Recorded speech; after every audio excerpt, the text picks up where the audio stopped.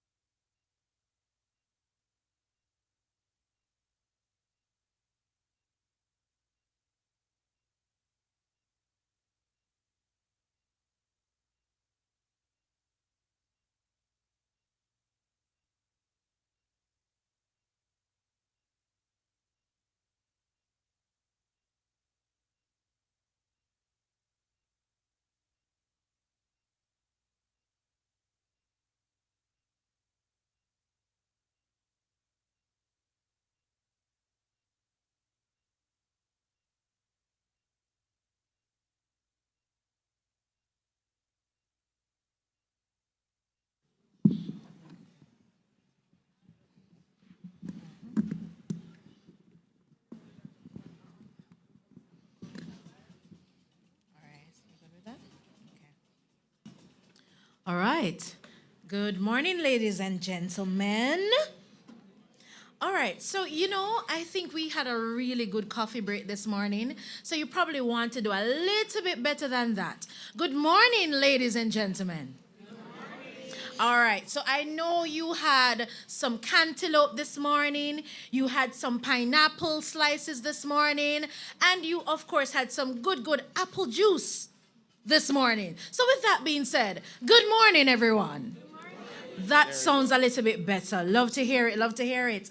So, my name is Ruth Lawrence, and with me is my co-pilot on this ship this morning, or should I say plane? Airplane? All right, on the aeroplane this morning. The Fix My Food Flight 102 this morning is Savion McFadden. He is my co-host, and we are going to be working with you this morning to, just manage the flight together.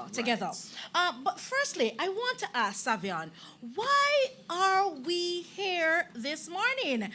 Well, Auntie Ruth, as we so affectionately like to call her, today we're here to really explore, food environment, specifically around front of package warning labels. And we also want to get some feedback from the youth as well as policy stakeholders as to why it's important and how we could possibly bolster it for all of us here in Jamaica to experience healthy living. Love that. And guess what? Today is a big deal. So I want you to turn to the person beside you and say, it's a big deal. No, I'm not hearing enough. I think I heard it in English. Let's try it in Patois. Yes. It's a big deal.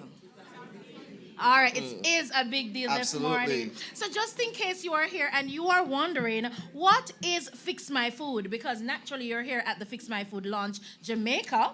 So Fix My Food, was launched in Vietnam, Mongolia, South Africa, Fiji, in 2024. Jamaica became, of course, the first country in the Latin American region to soft launch Fix My Food. Now, it's a global youth movement. Fix My Food Jamaica is led by Unicef and supported by Bite Back 2030 in partnership with the Jamaica Youth Advocacy Network.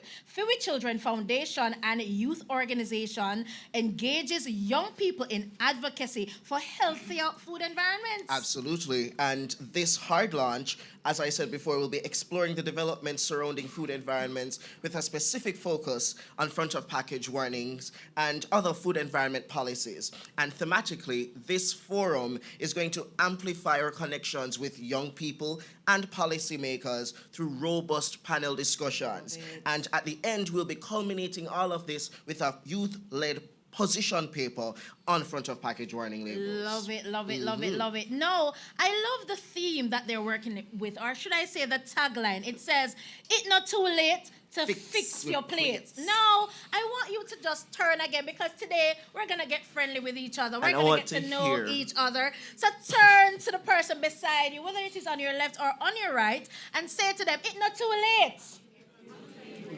to fix your plates." Try again, man. Try again. One more time. So don't tell them to fix their face, to fix your plates. Because, in Jamaica, we love to tell our children, fix your face. But today, it's not to fix your face. We want to tell them, it's not too late. Come on, tell them. Again, man. Right. To fix your plates. Love to hear it. Wonderful. And of course, to help us to fix our plate this morning, we're going to ask Dr. Simone Spence, who is the Director for Health Promotions and Protection within the Ministry of Health and Wellness. But before she comes, we do have some partners that we want to highlight today, because the work that is being done, the work that is being done did not happen by itself. And so we want to highlight some of the key stakeholders who were part of this journey. The Pan American Health Organization, the Food Agricultural Organization, the Heart Foundation of Jamaica, the National Consumers League, the Jamaica Association of Professionals in Nutrition and Dietetics. And we also have the Fiwi Children Foundation, We have the UTech Association of Nutrition and Dietetics students, the Jamaica Youth Advocacy Network, the United Nations European Union Youth Advisory Group, the National Secondary Students Council, the Jamaica Union for Tertiary Students, and also students at the primary level. All right, and along with them, we also want to thank our media partners, specifically the Jamaica Information Service, Television Jamaica, as well as PBCJ. We also want to highlight as well the policy stakeholders, like the Ministry of Health and Wellness, the Ministry of Education. We want to thank as well the Office of the Children's Advocate and the National NCD Committee, along with the School Nurses Association, the National Parenting Support Commission, and as well the principals from all around Jamaica. And we want to thank as well the faculty and academia from UTech, as well as the Caribbean Institute for Health Research and the Northern Caribbean University, as well as GC Foster College. Wow, that's a mouthful. And I think Yes. we have to put our hands together for all of these awesome partners. And certainly to those of you who are joining us online, we want to welcome you to the Fix My Food Jamaica launch. And at this time, I want you to put your hands together and make welcome Dr. Simone Spence from the Ministry of Health and Wellness with her special greetings.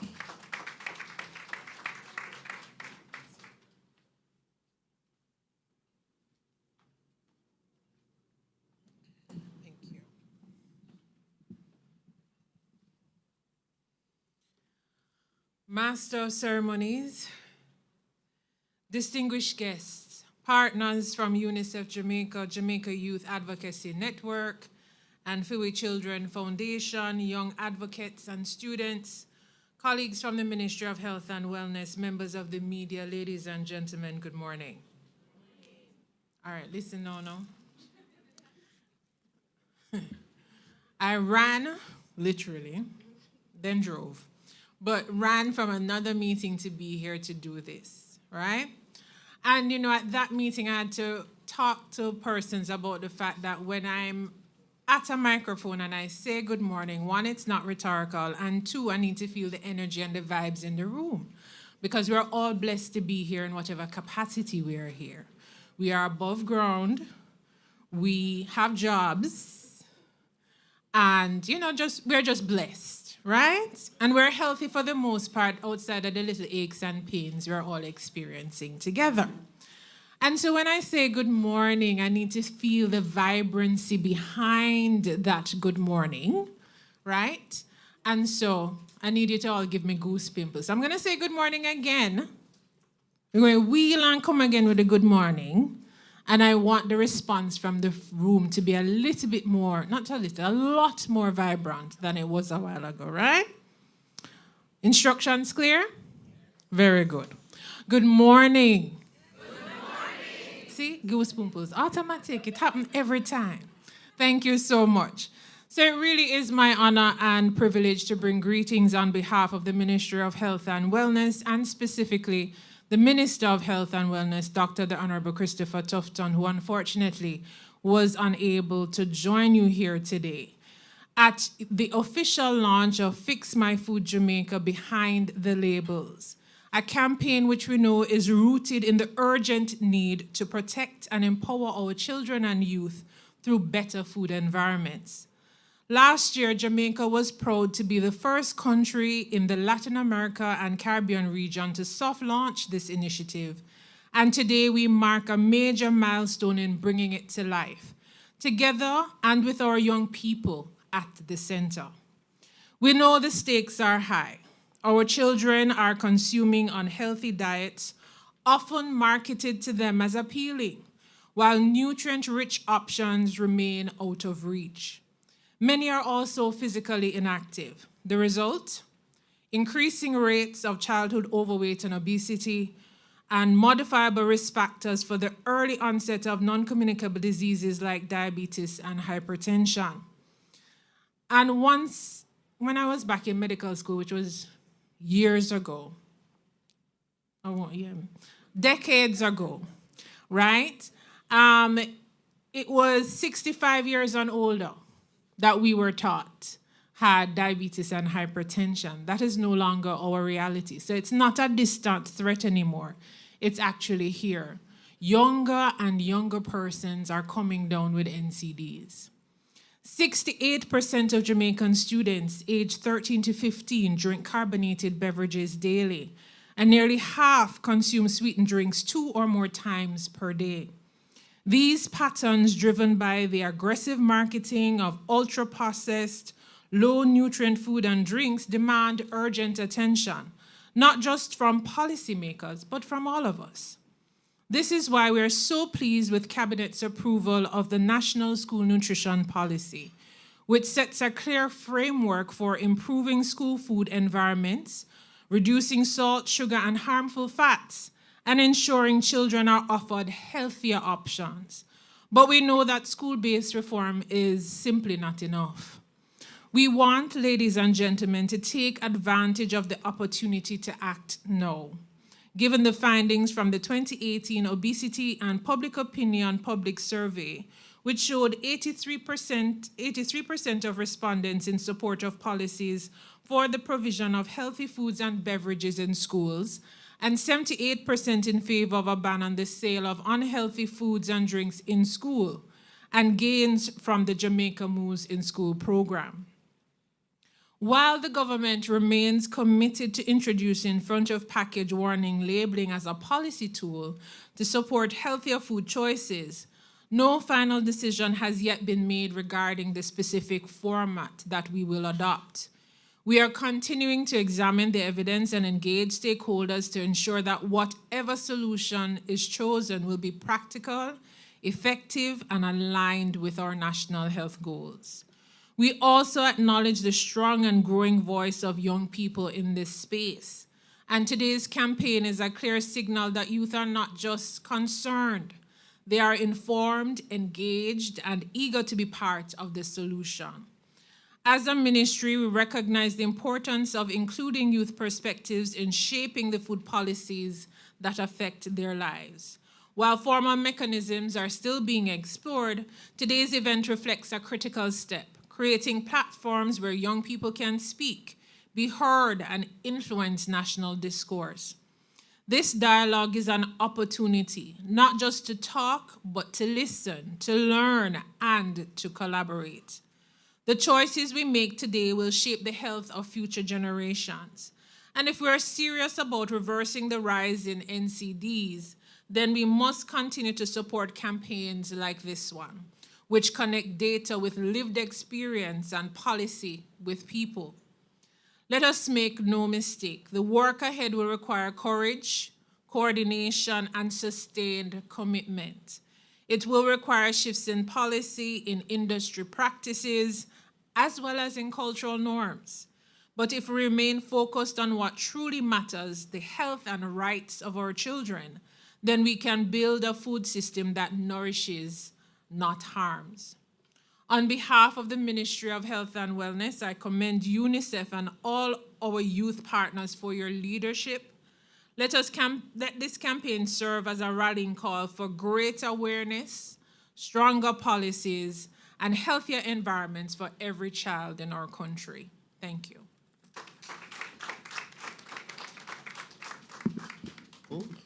And thank you so much, Dr. Spence, for those remarks.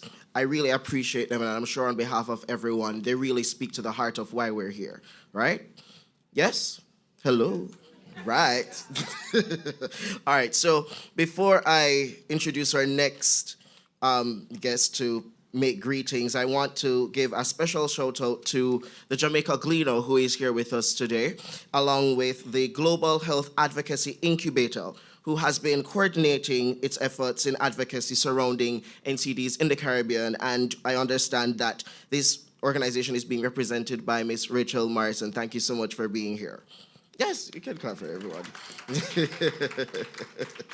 All right. Now, before we move on, I want to see who the Fix My Food advocates are. I understand that all of the youth groups that are here have culminated into one group focusing on this initiative. So at this time, I'm going to ask all of our Fix My Food advocates to please stand so that you can be recognized. Come on, come on. Clap for them, everybody. Yes. Young people taking charge over our food environments. That is how it should be. Absolutely, you may have a seat.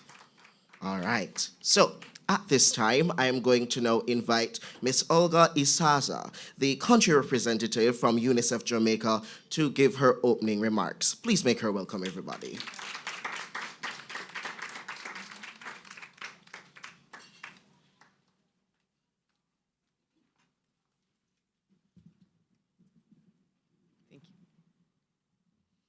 Good morning, everyone. Good morning. Again, because we are in Jamaica. Good morning, everyone. Good morning. Moderators, Savon McFadden and Ruth Lawrence. Dr. Simone Spence, Director, Health Promotion and Protection Branch, Ministry of Health and Wellness, who is representing the Honorable Christopher Topton, Minister of Health and Wellness. Dr. Audrey Morris, Decentralized Regional Advisor for Nutrition, PAHO.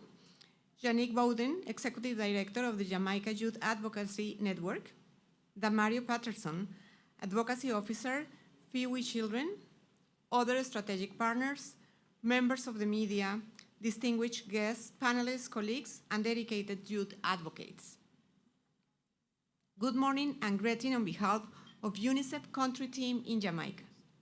It is an honor to address you today at the Fix My Food Jamaica launch, a significant milestone in our collective effort to create healthier food environments for children of Jamaica. Feed My Food is a good global UNICEF-led initiative that empowers young people to advocate for healthier food environments. In Jamaica, we are proud to see that 10 youth groups have come together to launch Fix My Food Jamaica, the first of its kind in the Latin American and the Caribbean region. At UNICEF, we firmly believe that every child has the right to good nutrition, to grow up healthy, and to reach their full potential. However, we recognize that these rights are not realized by chance. They are achieved through deliberate policy, concentrated actions, and by listening to the voices of those most affected. Many of us in the room are advocates for the protection, promotion, and fulfillment of children's rights. However, it is our young people who will live with the future consequences of policy decisions taken today. In Jamaica, there is an alarming rise in childhood overweight, obesity, and non-communicable diseases. These trends are not merely statistics. They are indicators of systemic failures in Jamaica's food environments. While the scientific evidence is clear, the implementation of effective solutions often face delays. Extensive research, including the ones conducted in Jamaica, has demonstrated that octagonal warning labels are a highly effective tool in guiding healthier food choices. Evidence from a recent study carried out here in Jamaica by the Ministry of Health and Wellness, the University of Technology, and the Pan American Health Organization across 9 parishes conclude that the black octagonal warning labels outperform the traffic light and magnifying glass icons in helping consumers to correctly identify the late harmful products. It is equally well established that children and their families are significantly influenced by the nutritional environment around them, including the availability of food products, the marketing strategies they encounter, and the clarity and accessibility of nutritional information. Moreover, the evidence is clear. The cost of inaction in the face of raising diet-related health changes far exceed the cost of preventive measures. In this context, implementing front-of-package warning labels is not only a sound public health intervention, but it is a strategic investment in the well-being of current and future generations.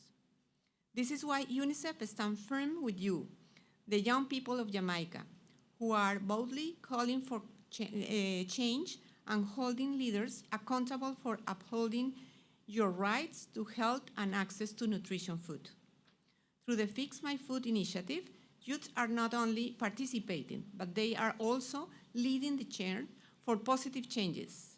They are advocating for healthier food in schools, front-of-package warning levels, and restrictions on the marketing of unhealthy foods. Today's event is a testament of the power of youth advocacy. To our partners, the Jamaica Youth Advocacy Network, Free with Children Foundation, Young Advocates present today, your determination, clarity, and commitment inspire us all.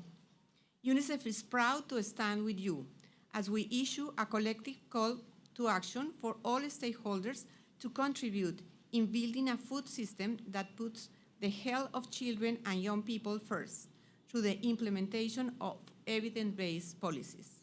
Together, let us fix Jamaica's food system for the benefit of Jamaica children and the society as a whole. Thank you so much.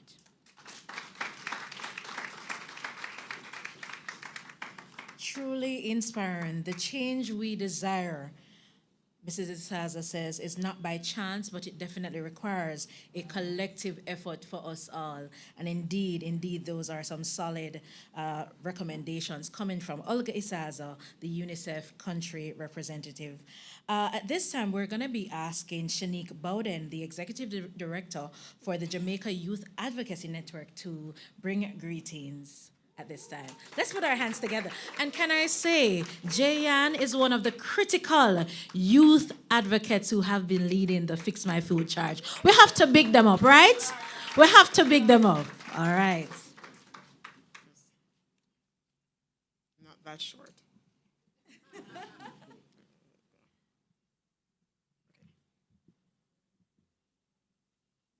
I think so. Good morning, everyone. Thank you, Ruth, for the very kind sentiments. I really love hearing about how great JYAN is doing. Sometimes in all the doing, it doesn't seem like enough, but it's always heartwarming to know that our efforts are being recognized. So I want to begin by warmly greeting and thanking all the young people and our partners who have made today possible.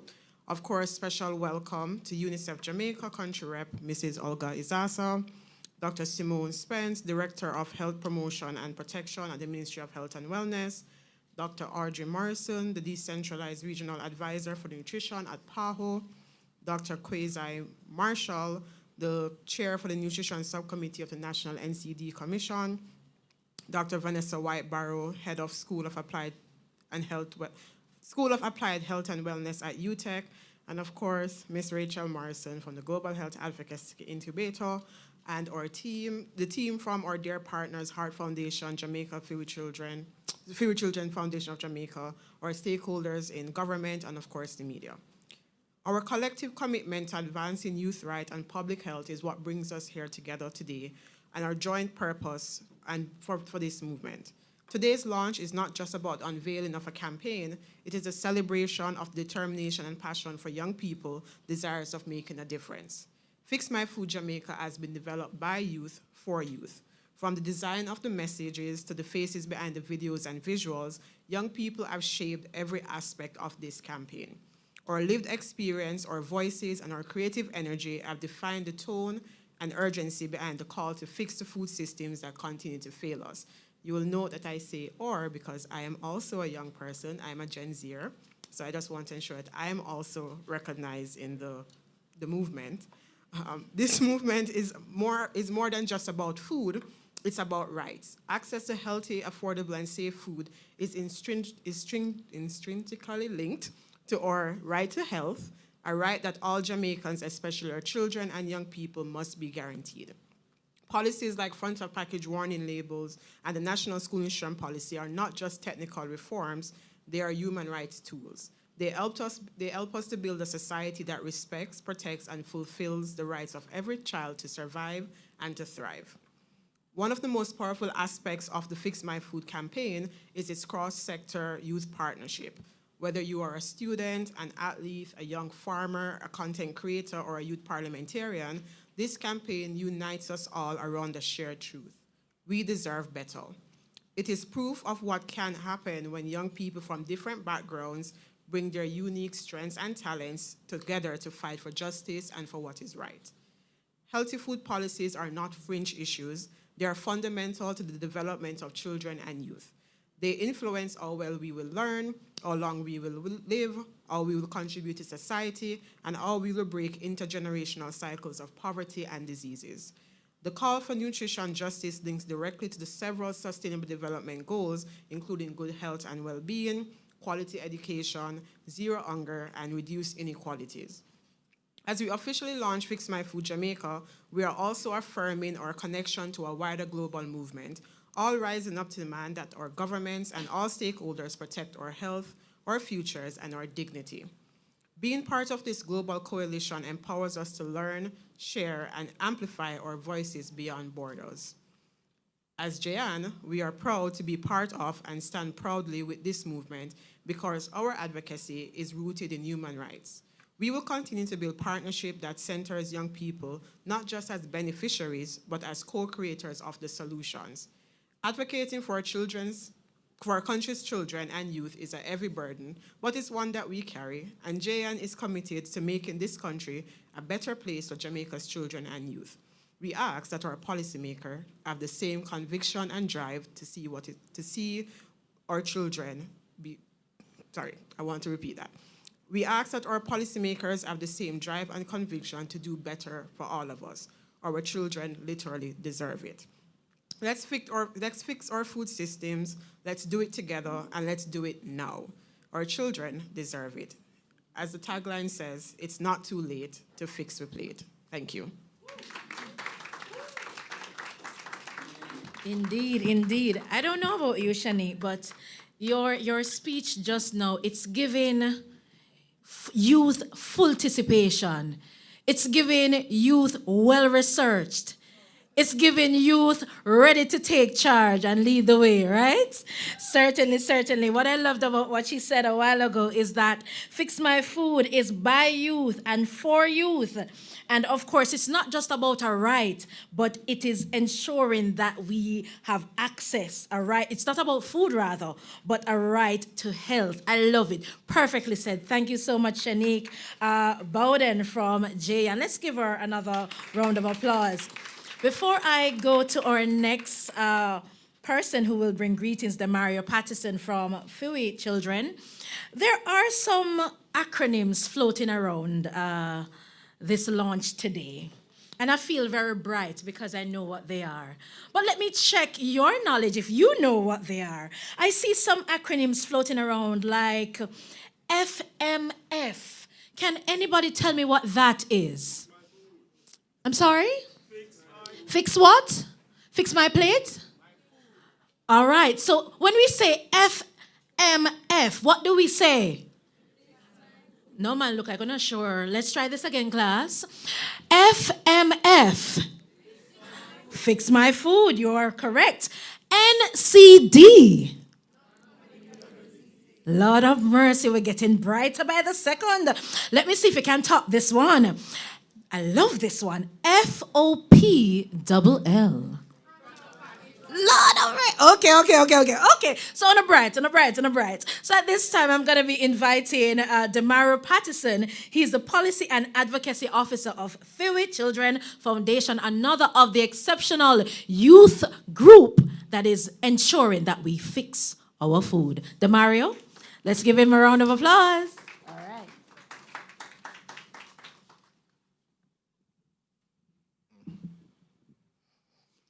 Good morning, everyone. Good morning. I won't repeat what everybody else has said. I'll just say good morning again, everyone.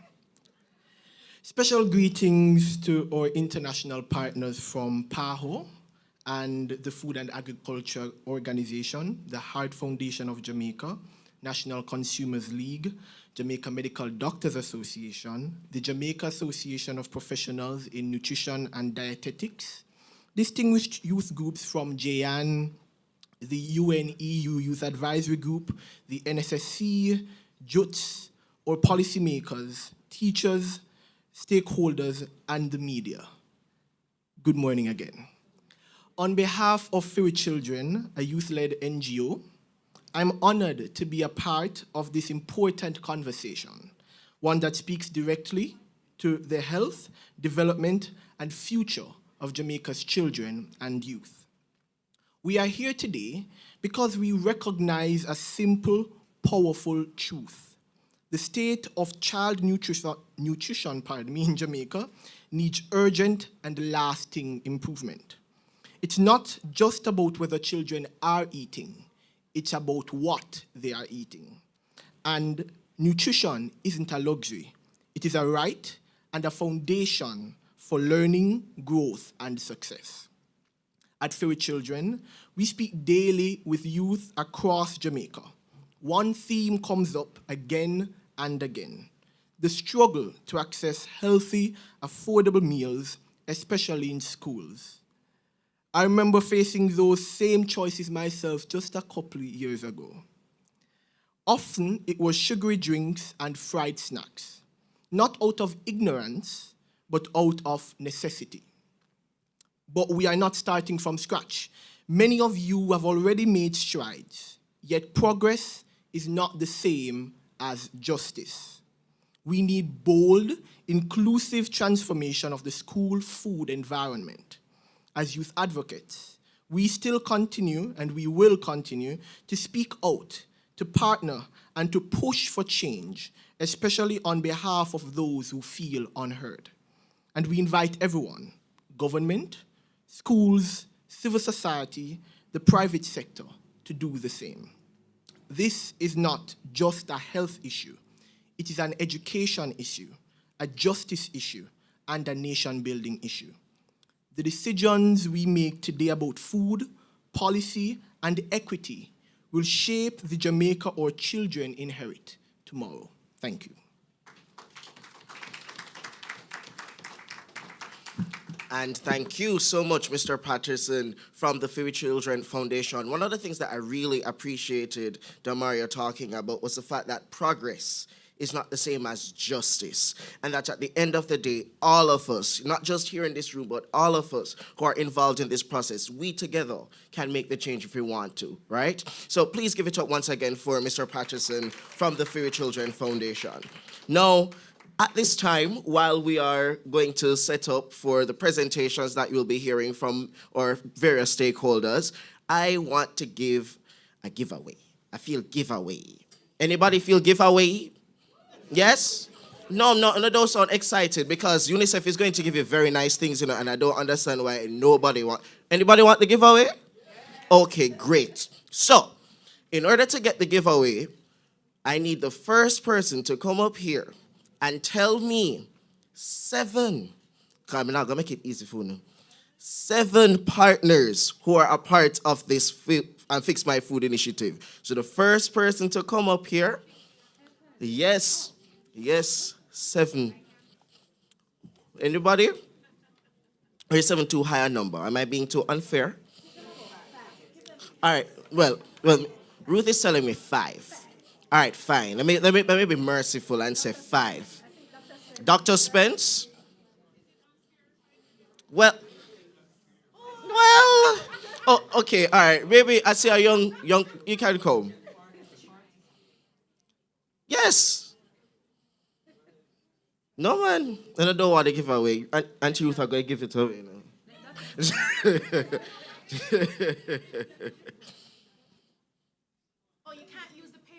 You can't use the paper. No. Oh, yeah, so put back the paper. Put back the paper. Because you can't read anything. All right.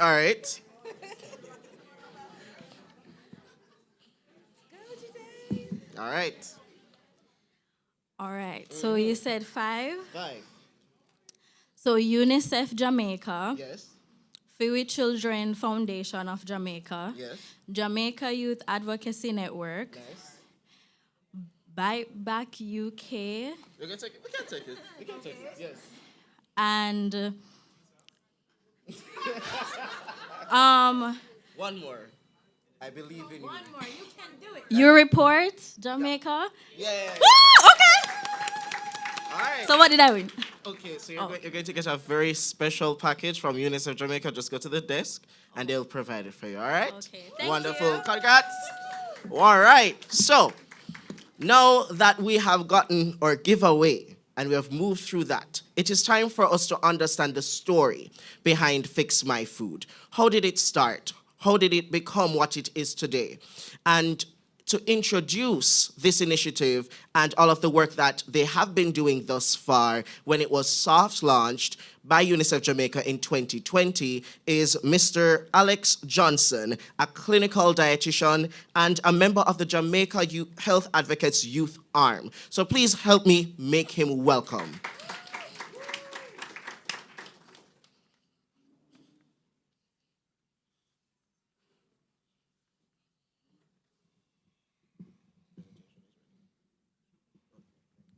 Greetings to all you fancy people. How are you today? Oh, no, no, fancy? Yes. All right. Greetings, everyone. All right. Good morning. It's a great day today. Are you excited? Oh, no, no, excited for Fix My Food? Okay, clap, man. Yes. Good. All right. So we are here today to launch Fix My Food Jamaica. And it is an initiative with the UNICEF Jamaica, and we are working hard as young advocates in different areas. We have lawyers, nurses, doctors, all sorts of fancy professions that are a part of this initiative, policymakers, to help to guide our Fix My Food project. Now, what is Fix My Food? For those who do not know, Fix My Food is the UNICEF-led global youth movement. And the genesis of this program was from 2021, okay, good, which highlighted the demands of 700 young people from 18 countries on how they wanted to transform their food systems. And the Fix My Food initiative is currently launched in Vietnam, Mongolia, South Africa, Fiji, and Jamaica, as the first in the LAC region. Can we give these countries and Jamaica a big round of applause? And all the Fix My Food advocates, can you make some noise? All right, all right. If you want to be a part of Fix My Food, make some noise. All right, Vanetta, make note of those oohs. All right, so the key features. So we have our social media, which we are young people, we're going to use up social media, community engagement, research, and advocacy. And we have the different leaders of these groups here today. We also have our evidence-based and rights-based campaign messaging and activities co-created with youth. We have our youth advocacy capacity building and network functions. We have our grassroots mobilization, grass top advocacy. We have support from Bite Back. Make some noise for James in his absence. Yes, James came all the way from London to be with us for the last 2 sessions that we had, and it was really a great experience with James. Auntie Ruth say, yeah, he was full of knowledge, and he brought youth advocates with him to help to guide our planning and programs. So in Jamaica, we are a coalition of 10 youth groups. JYAN, come on, make some noise, JYAN. Feel with children. No, man, no have to clap for them too. Come on, Feel with children. JYA, which is run by the Heart Foundation of Jamaica. Woo. UNICEF U Report. Youth Council. NSSC. JUTS. HCC Youths, and that's our Caribbean group. Make some noise to our Caribbean group. All right, so our campaign. So advocate for better food environments for every children. I'm sure you people are tired of hearing that. But we are coming with a spin, a different vibe, and this is a youthful vibe. So we are pushing for implementation of front of package warning labels on healthy foods in Jamaica. We also support other health food policies, including the approval and implementation of the school nutrition policy, which has been approved, and we are waiting for implementation. Make some noise for our Ministry of Education. Yes, we have our representative here. And we also are pushing for the restricting of the marketing of food and drinks high in fat, sugar, or salt. So our achievements. The first one, we had 3 youth capacity building workshops. We had one in July, one in October, and one in March. And we remember the hotel, amen, praise him, yes. And we did our building skills, networking. Who remember the storytelling section? And we did our engaging with our policymakers, and we went as far as media training. So all the persons who don't know how to talk on TV and stuff like that, we got special training, and we see Mr. Amitabh here who kind of assisted us in facilitating some of our media training. Then we had our soft launch, Fix My Food Jamaica, with our taglines. And then we launched the website. We started our open letter. We have a video which I am in. And we created our social media content using storytelling. So people, we use the ethos approach and the sad stories, and, we get to the hearts of people. Then we had our 37 strong from 10 youth organizations across Jamaica, and we did an open letter for the front of package warning labels. Now my time is short. Can I play the video, saints, leadership, people, personnel? Can I play the video? Okay, go ahead with the video, Mr. Music.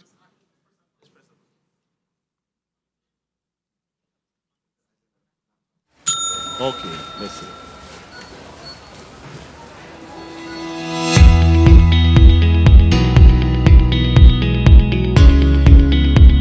Today, we are working with really some of the most passionate youth advocates, I would say, in Jamaica. Unicef is really, really very proud to stand behind this campaign. It is really a critical thing, this youth voice, to this issue, and we're looking forward to them making their mark, and also to the policymakers to responding to their call for action. In July, we launched Fix My Food Jamaica with a group of young people who are advocating for healthier food environments in Jamaica. It's really important for young people to be involved in decisions that affect them and to be able to advocate for healthier spaces. That is UNICEF's mission, and that's the work that we continue today. I've been really just struck, firstly, by how passionate the young people are, how much they care about child health and nutrition and want to see a better Jamaica, that they've based everything on a rights-based approach, and that's been really, really powerful. We look at the prevalence of NCDs within Jamaica and how much of an issue it is with regards to the health of our population. Not just about giving a voice to young people, it's making sure that that voice is clearly heard by policymakers. We are working with the Youth Network of Jamaica because overnutrition is a big issue in Jamaica, and we have the evidence of obesity and also non-communicable diseases in the country, which is significant prevalence. For that purpose, we have to work on the frontal level package for the food items, which are the mainly processed foods. This type of unity will get the traction that we need to get this policy out and running. All right.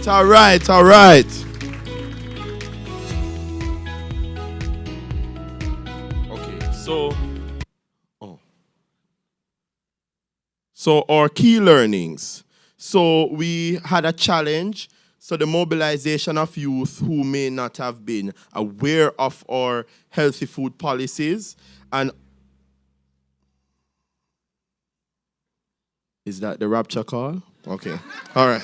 So the mobilization of young people who may not have been aware of healthy food policies and understood the need for them, bringing all our ideas together seamlessly and the need for dedicated time. But we overcame, we are victors. So we dedicated time and effort into educating the youth and formulating positions that held our rights to health and life. And we had the importance of collaboration and innovation, and it stands as a great lesson. They might run me off, so let me hurry up.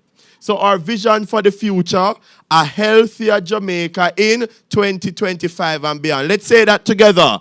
A healthier Jamaica in 2025 and beyond. And I just want to read this important part. All children deserve to grow up in a Jamaica where their right to health is protected. All right, so this is just some pictures of our day, and yes, you see, if you see your face, make some noise, yes. And we have our World Obesity Project in March. And you are free to join us. If you would like to join us, you can speak to any of our youth advocates and we'll get you registered so that you can be a part of Fix My Food Jamaica. Thank you. Truly comprehensive overview just now by Alex. Let's give it up for Alex.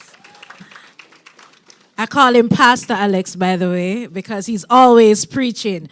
All right. Oh. Thank you. That's good. All right. Thank you so much. All right. So moving right along, we are going to be having another presentation by Mr. Anthony Rattray from the Fix My Food Jamaica. And of course, he will be looking at the NCDs and healthy food environments that currently exist. Let's give it up for Anthony. And he's coming looking very demure, composed, and ready to go. Over to you, Alex. Anthony.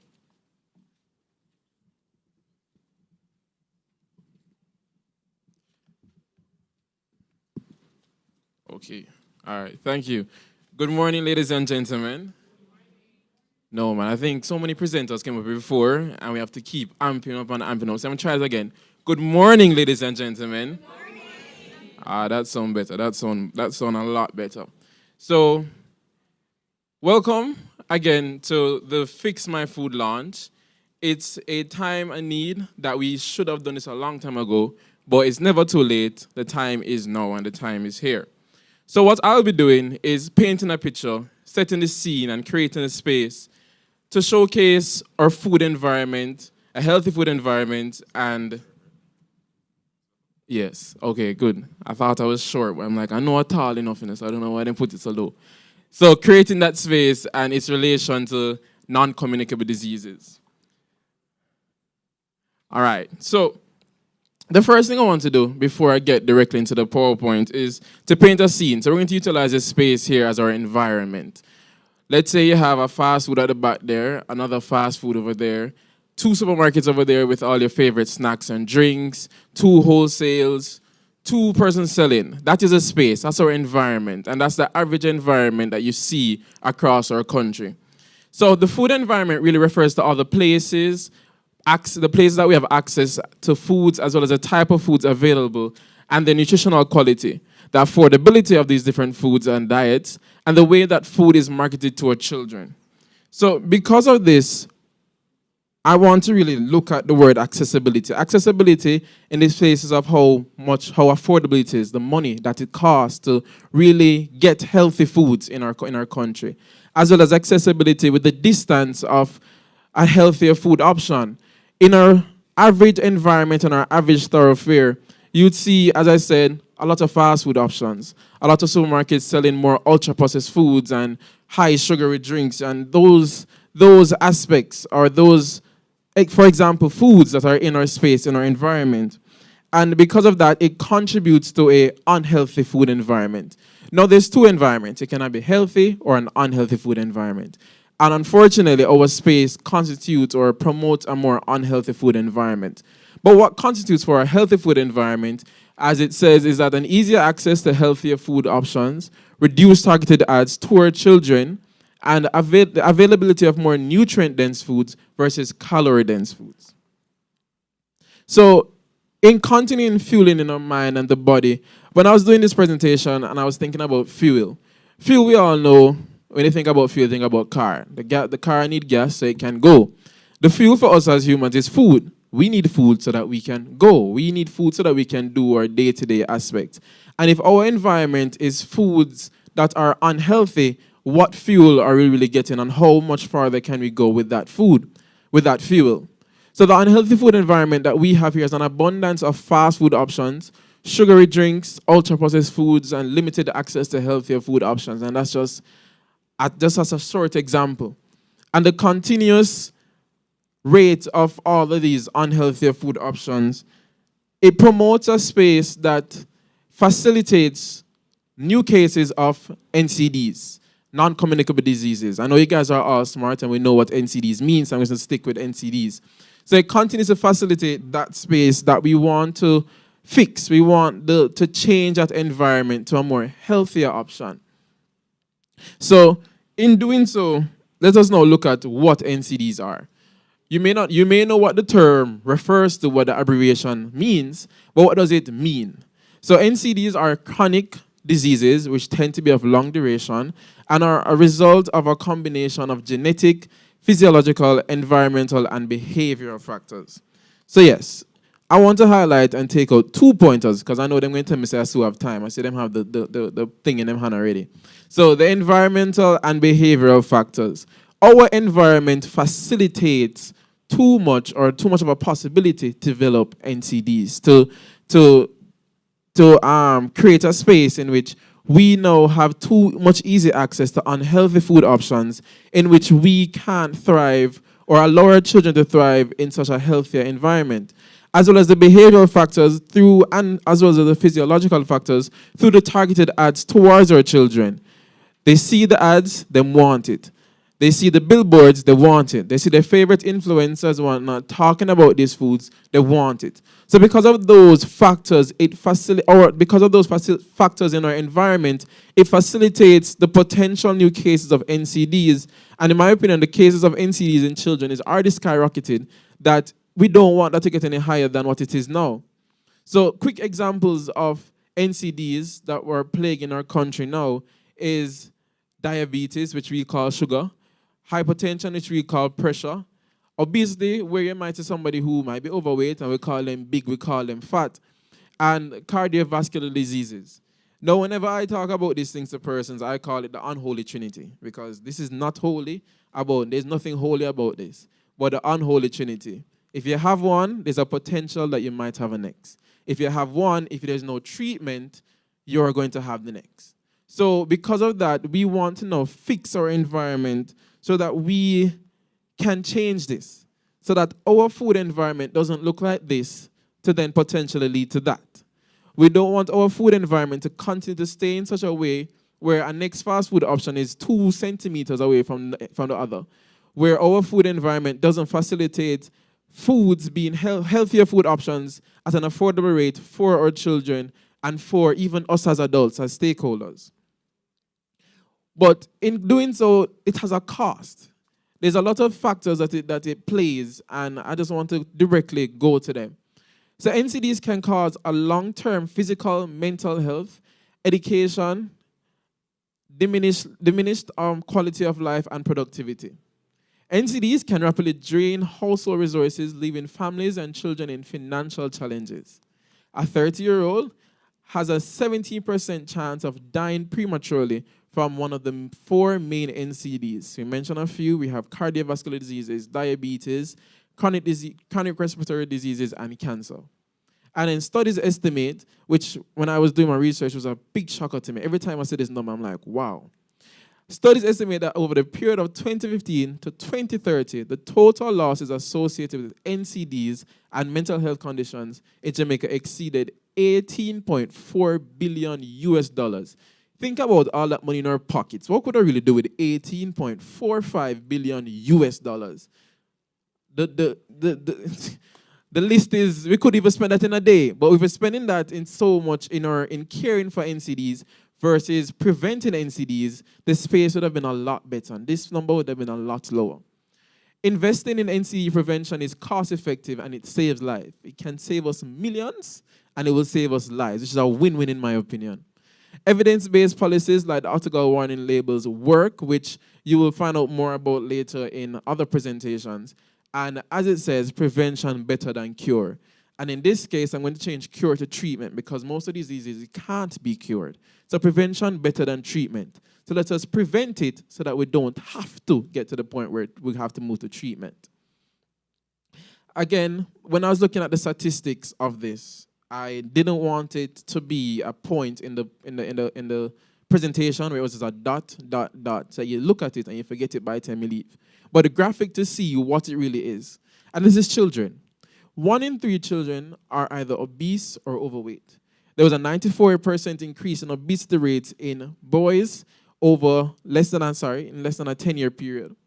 There's a 47% increase in obesity rates in girls, and over 30,000 children were diagnosed with high blood pressure. Over 30,000 children were diagnosed with high blood pressure. In some schools, there's not even 30,000 children in a space. Imagine a whole school having children being diagnosed with high blood pressure because of our food environment. We need to facilitate a space that can make that change. And in order for us to facilitate that space that can make that change, we have to remember that children have rights. When you Google the word rights, anything that has to do with rights, you're going to see a term come up called unalienable. And what that really means is that we can't deny those rights. Those children have those rights, and we have rights, and it can't be denied. So the UN Convention of Rights of a Child requires the nation to uphold and defend these rights of a child. And more specifically, Article 24 highlights that the nation must take the measures to prevent malnutrition through the provision of adequate nutritious foods and clean drinking water. Now, we look at malnutrition and think only one end of the spectrum, but malnutrition has 2 points. Malnutrition has overnutrition and undernutrition. There is a little and there's a more. But when you think about malnutrition, the average Jamaican just thinks of, oh, the person underweight, they're malnourished. But malnourished also comes in the fact that they're overweight and obese. That's also a form of malnourishment. We have to provide a space that provides adequate nutritious foods for those children. And as our presenters before here came up and said that every child deserves the best, and every child does deserve the best. When we were children, we wanted the best. So why can't the children now have the best? They deserve healthier food options. They deserve a healthier food environment. And we owe it to them. It is our right that they have to deserve this food environment. And I'll quickly like to mention something here this week when we went to a school and we were speaking with the children. And originally when I went, I used to think that children may not know much because people like to downplay what they really know. But children know. They know because we tell them, and I think they're listening, but they know. And one of the children said, I am the future. One of the child said, I am the future, so I have to be healthy. And that is so true because we tell every child we see, you're the future. So you must have a good job. You must have a good job to take care of me. You're the future, so you have to make sure you go to school. But the reality is if they're not healthy, where is the future? If they're not healthy now, what future are we even telling them that they're going to be if they can't be healthy now? If we're not painting the picture and painting the space in such a way that can facilitate a healthier life, what future will there be? And I see him tapping him things, so I'll soon come off, I promise. So I'll quickly go through FOPWL, which another presenter will go into. I won't go too deep, but these are simple symbols placed on the front of processed foods, ultra-processed food packages. And there are many types. I'm pretty sure the next presenter will showcase the different types. But the best one is the octagonal. It is simple, to the point, and clear. You don't need to properly analyze any nutritional facts, properly go through it and say, you take out the product, you see it, high in sugar, put it back down. I don't need this. But that's the label that we deserve, and that's the label that we need to put on our food. Why is it important? Quickly, the rights. Children have a right to understand, and children have the rights to knowing what is going on. The nutrition facts model can be hard to understand. As consumers, even as adults, many of us may not actually know what it really means. Many of us look on the facts panel and say, I'm not sure what this means, but it says it have too much calories. I'm just going to put it back down. Or I'm not sure what this means. I don't know what a percentage is supposed to mean. Is that the percent? But it's too hard to understand for some consumers. So in putting the FOPWL, it's a lot easier, especially the black octagonal warning. The front of package label warnings can be simple. It's very simple. It's clear. It's visible to warn and inform us of what's unhealthy about some of our food so that we make that conscious decision after seeing that. So this type of label can help us make the best choices for our bodies and reduce our risk of diseases such as high blood pressure, type 2 diabetes, heart diseases, and certain cancers. And as we spoke about, or as Alex came up here and spoke about the other policies, it's also support the other policies, the school nutrition policy and the marketing to our children. And I'll close off by saying, fix my food. It's not too late, make a fix the plate. The country, in their original plans of Vision 2030, one of the first points was a healthy and stable population. And the statistics I used was for was from 2017. And the data at that point was showcasing over 30,000 children being diagnosed with high blood pressure. A lot of 94% of increased obesity rates in boys. If those are the children then in 2017, those will be adults in 2030. Where's a healthy, stable population at that point if that's the statistics then? And if the food environment hasn't changed since then to now in 2025, how much more has that data increased to this point for the adults of the future? It is our right as stakeholders to prepare them. It's our right as stakeholders to give them the option. It's our right as stakeholders to help these children to make the right decision and the conscious decision. And the best way to do that is through Fix My Food and through our front of package labeling. Thank you.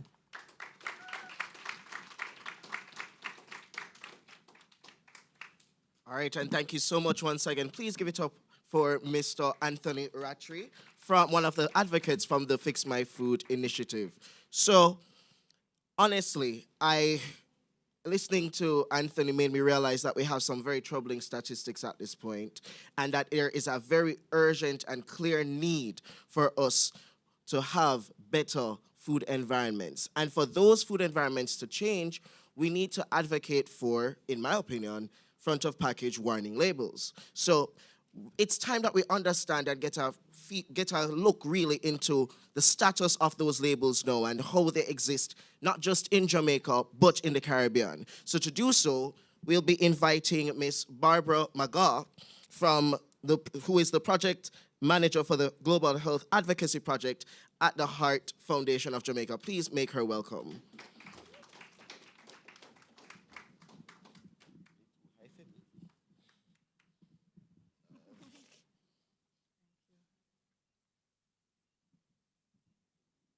Hello? Can you hear me? Okay, so we talked a little bit about Fix My Food. We talked about the importance of our young people having healthy meals. So we want to just delve a little bit about the status of front of pack labeling, the Jamaican perspective. I'll talk a little bit about the regional standards bodies decisions. Next.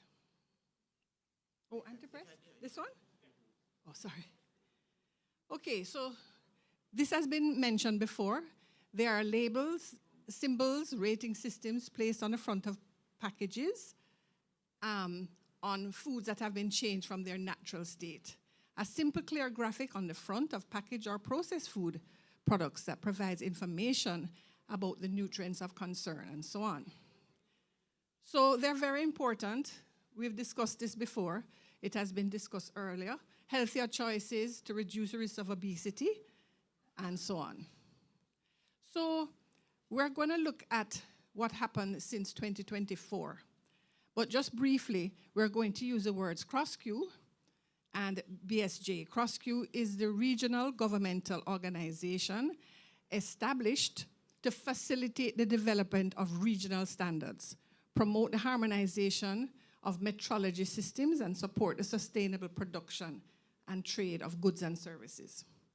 Since 2018, the same Caribbean, CrossQ, has been undertaking a revision of the 2010 CARICOM regional standards for the specification for labeling of prepackaged foods. Long word. Basically, it's the standards. And there are 15 member states within the region that need to vote for its approval. So we're not going to go way back. We're going to really start here. This was 2024, the updates for the 15 countries. And we needed a 75% for this, the regional standard to be approved. And we didn't get that. We won't go into why we didn't get that, but later. But I just wanted to highlight, in Jamaica, The NMC is a National Mirror Committee. That's stakeholder groups that meet with the Bureau of Standards Labeling Committee. So you have government, which is NCRA. You have Scientific Research Council, and of course, the Ministry of Health. Private sector, we have the JMEA. Non-governmental organizations, the Heart Foundation, Diabetes Association. Academia, where we have CARE, University of Technology, and NCU. And then the Consumer Affairs Commission, and the National Consumers League.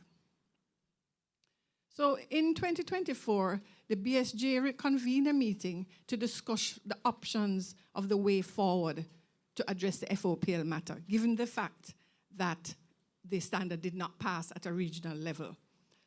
There was another meeting to discuss the preferences. So these were the options put forward by CrossQ and by Bureau of Standards. So to revise the draft prepackaged food standards, and to remove the option from the draft prepackaged food standard and circulate again. So this was painful because those advocates for us who want this FOPL and want this FOPL, the fact that it was not passed, to have it stay in the standard would have probably made another delay. However, we were asked to vote. And these were the options presented. 1.2, where we rewrite the clause, reflects guidance and information, and then on 2.2, requesting that CARICOM develop an NCD policy and strategy with a special focus on FOPL. Now, there are a lot of documents relating to this already, that are already done through PAHO, through CARFA, through many other organizations. So this was the voting in 2024. Heart Foundation, Academia, and NCL voted for 1.2, and all the others voted for 2.2. But there was no consensus, no vote. What is required is when we send things to CrossQ, there has to be a consensus or a percentage. There was no consensus. What they did they just send the actual comments or the actual decision from each country. Anyway, the CrossQ Council agreed to the removal of the references from the draft revision and recirculate for voting. So September 2024, the member states were given a deadline. Same thing, each stakeholder have to indicate. Our position was approval vote with comments instead of having the approval. And, oh no. How do I go back? Oh, sorry. So this is just how our stakeholders voted at the time. So where are we now? We're not giving up, as has been mentioned this morning, we're not giving up on front of package labels. It's just how we're going to get there. So in February of 2025, CrossQ, via the Bureau of Standards, requested a consultation meeting with Jamaican stakeholders to discuss the concerns regarding the way forward. These were the stakeholders that were present out of the National Mirror Committee, and those absent were on the right. So they gave a recap. The CAO of CrossQ gave a recap of the current position and the concerns raised, and their plan or their proposal was to have a QR code on the front of package, which when clicked would give information on the levels fat, salt, and sugar. This QR code may have video or audio for low literacy and other key information. The thought was that the supermarkets could give free Wi-Fi access. There would be 2 different QR codes, one for local manufacturers and one for goods imported in the region. CrossQ told us that they would be meeting with all states to garner feedback, and the plan was to have a concerted public education campaign in 15 countries. Their stated thing was that children and adolescents are the target audience. The rationale being that the children will teach the parents. So as you can imagine, that caused a lot of consternation in this particular meeting. I just wanted to show you what the CrossQ suggested could be a possible QR code. And this one was done in Jamaica in early February. So they've been meeting with different countries. So in Barbados, this is what their potential QR code. So the QR code is now possibly inside of an octagon. Why don't they just put the octagon on? How are we going to do this? Now, we obviously had a lot of concerns. Logistics for older people, people without Wi-Fi, people without smartphones. How are they going to do it? And are you going to go in the supermarket and scan 10 or 20 products? That's not going to work. The research is showing that persons spend less than 10 seconds or something just looking at the stuff before they buy it. We were actually asked in this meeting, which was a bit unusual, to vote on which FOPL could be used to represent the QR code. And these are the 4 things that were asked. The high-end octagon, the magnifying glass. The FDA now has a proposed front-of-package label referred to as nutrition information box, and the traffic light. We had some concerns about it. Oh gosh, sorry. We had some concerns because there was not a full stakeholder group. So votes, the votes didn't count, and the votes were, I think, not necessary. However, we were asked to do so. So these are the lessons learned. We continue to reiterate the proven effectiveness of the high-end black octagonal label. There is high awareness of industry pushback, and we need to continue the public education, especially at the grassroots level. We need to garner multi-stakeholder involvement, engage in the media, partnerships with other NGOs, and like we are here today, all these groups, all with the objective to really have effective front-of-package label. I want to impress, which I know Dr. White-Barrow will share, using the evidence base to strengthen the advocacy. Because in the meetings with CrossQ, we asked if there was any evidence that this QR code will be useful, and there was none. And it goes against the Bureau of Standards and CrossQ procedures for labeling. You normally get your research, then you make your pitch, then you go to different countries. So we're really a little concerned about how that looks. Anyway, our lesson final, to continue to support the call for FOP labeling. Thanks.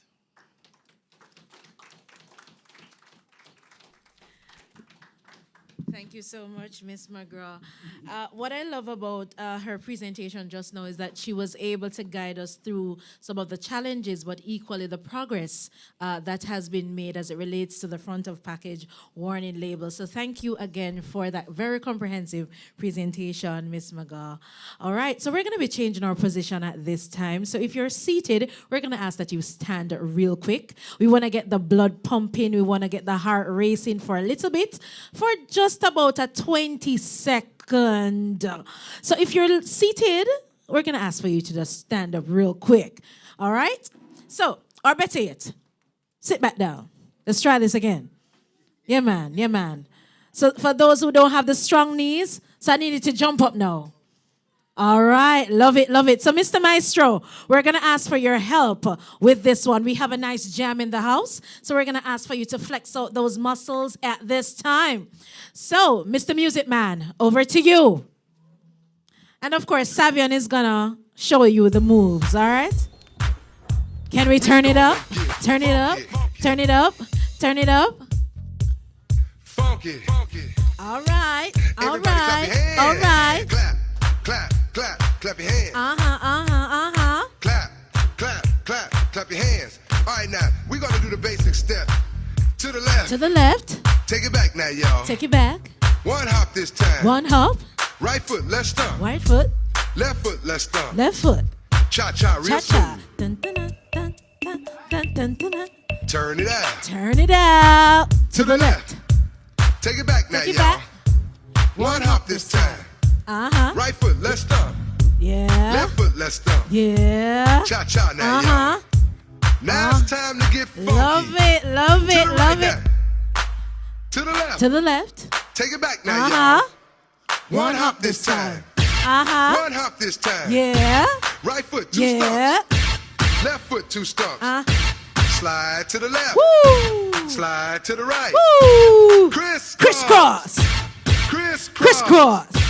Cha-cha, real smooth. All right. Let's go to work. All right, let me, yeah. Clap yourself. You know, that's one of the things that we love with, our Jamaican people. We know how to move, right? And so now that we have gotten our heart, pumping a little bit more. Yeah, so we feel good and energized. So we have another presentation on the evidence for front of package warning labels in Jamaica. And we're going to invite Dr. Vanessa White-Barrow from the University of Technology to do that presentation. Let's make her welcome. You see, because we know, so we're ready now. We just worked out a while ago. So let's make her welcome. Thank you. Morning, everyone. Love the energy, which I don't have. Want to say a special thanks to the organizers for this invitation and the opportunity to share these findings again. Thank you. So I just have 10 minutes. Who's the timekeeper? All right, good. So I just want to know where you are so I can ignore you. A joke. All right. So, front of package warning labeling, we've been talking about them. We have a sense of the strength of the evidence. So, it's just to share some of the information behind the research and the findings once again. So, I must move it. All right, good. So quickly, we know Jamaica's chronic disease problem. We also know what our food environment looks like, and especially for this audience, the challenges that we have to overcome, they are just immense. When I tell you, we're coming out of Child's Month, and every activity that I was involved in, and even when you look at the media promotion, when you see the supporters of all the child-related activities, who are the major sponsors, I want you to just think about that. So yes, Ms. McGaw just reminded us of the importance of policies such as nutrition labeling to enable consumers to be able to make healthful food choices. Again, we see the problem. I mean, if you've ever tried to use the nutrition facts label, now tailored to a nutrition facts box, you realize those numbers, if you're not educated about the meaning of those numbers, you really don't know how to use them to make food choices. And so that's why these front of package labeling icons were developed across the world, to really enable consumers to use the information that they see to decide, is this product healthful? What are the levels of salt or fats or sugars that are in this product, so that they can decide, is this something that's good for me? Is this something that I should avoid based on whether my health status or, based on what my needs are? So, the University of Technology Jamaica was privileged to be brought on board by the Pan American Health Organization and the Ministry of Health and Wellness Jamaica to collaborate to do this study, which allowed us to compare the ability of different front of package labeling icons that could potentially be used in Jamaica to decide which one is really the most appropriate for implementation here. And so we had three major objectives. We wanted to compare different front of package labeling schemes in terms of their ability to facilitate the identification of the products that we would consider least harmful to health based on the use of these icons. Also to compare different front of package labeling schemes in terms of their ability to facilitate the identification of products with excess levels of the nutrients that are associated with NCD development, sugars, fats, salt, sodium, and of course, examine how the different front of package labeling schemes would influence the purchase intention of consumers. So we did a cross-sectional study involving interviews conducted with 1,206 adult shoppers, and based on our statisticians' calculations, this was a representative population. So it could be considered reliable evidence that we were gathering. And these were everyday shoppers. And these persons were found in 9 parishes that were able to source data collectors. And those are highlighted there for you in either black, green, or gold.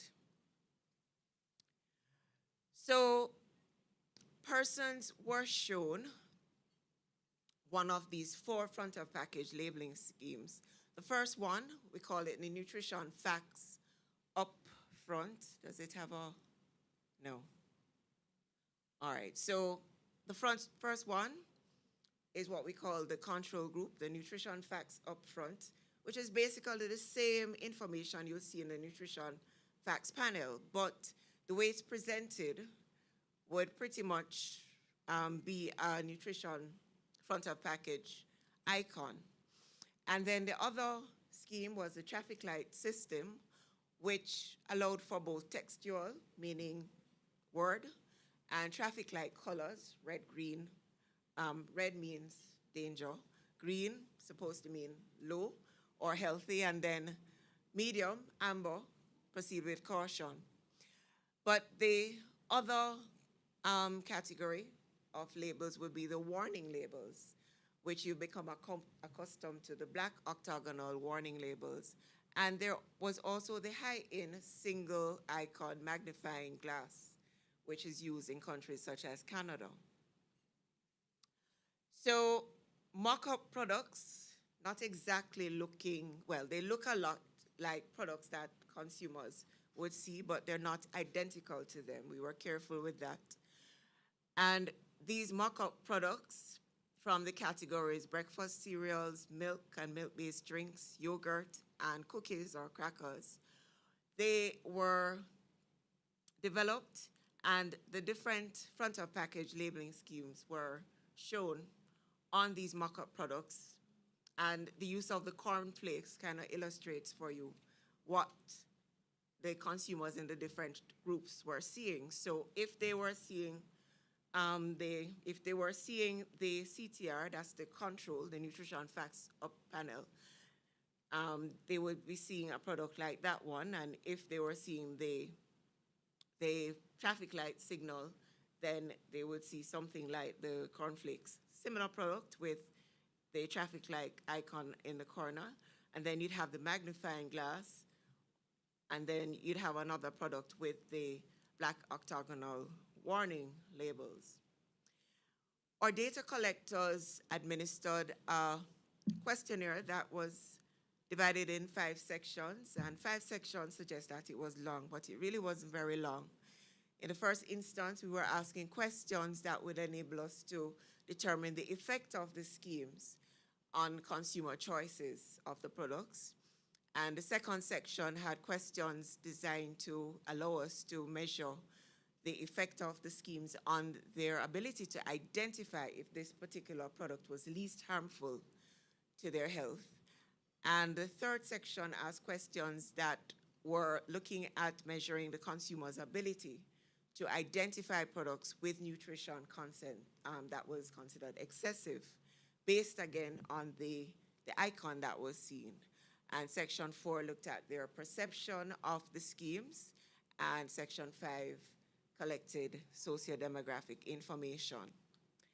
So the procedure allowed us to present the 4 schemes in different orders to the successive participants, but remember, for each participant, they were only shown one of the schemes. So they were put in 4 groups, really, depending on which of the schemes they were exposed to. And then we compared the schemes based on the percentage of participants who correctly identified the product that was least harmful, as well as the percentage who correctly identified the products that were had high content of the nutrients, and the percentage of respondents who would say that they would purchase the product that is least harmful to their health.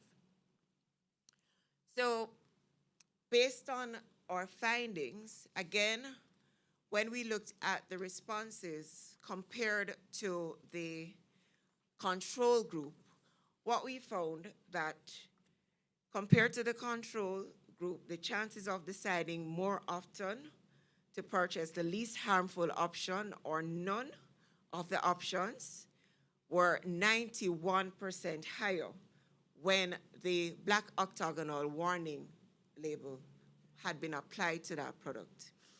Now, that finding was found to be statistically significant.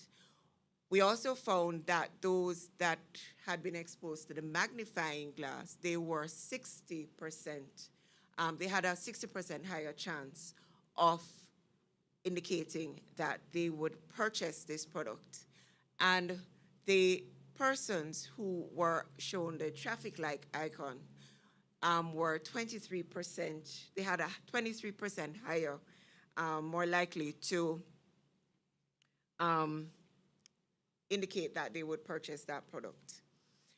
Now, the findings for the octagonal warnings and the magnifying glass were significant, but not for the traffic light.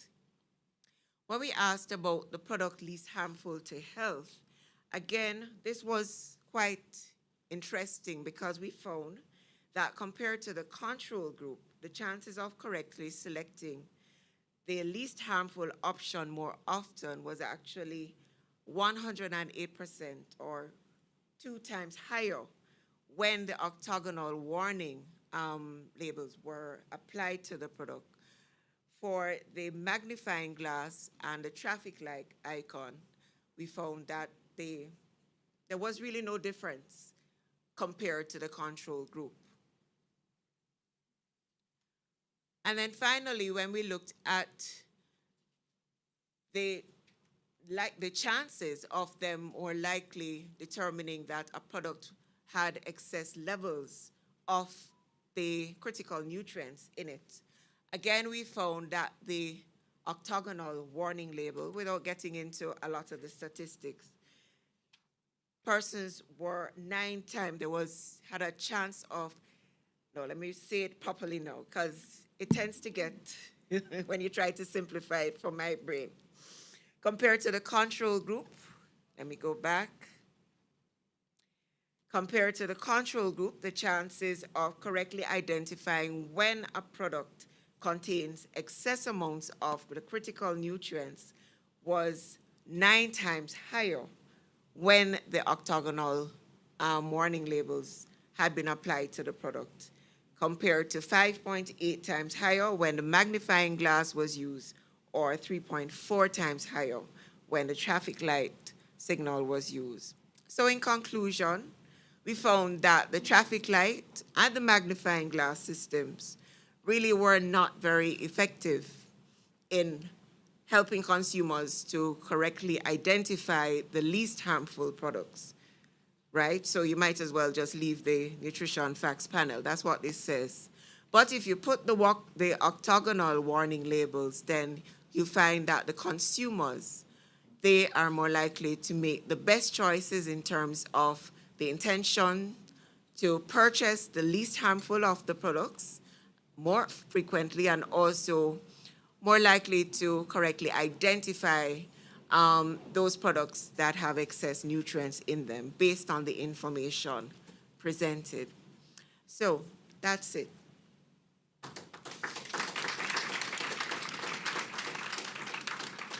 Timekeeper, I noticed he moved away, so I should be okay. Thanks.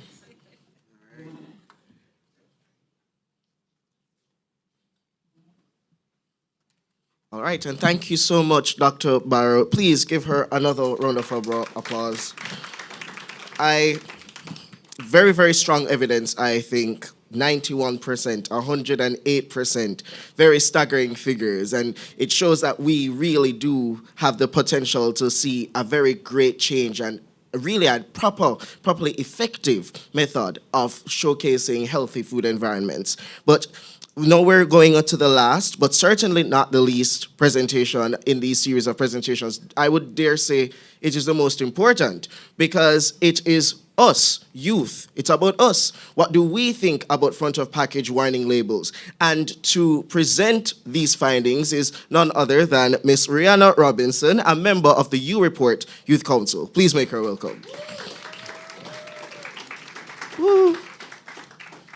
You go, friend. You go, sis.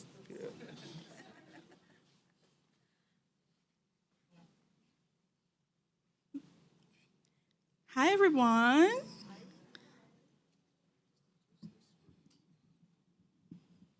Thank you. Sorry, I'm so tall.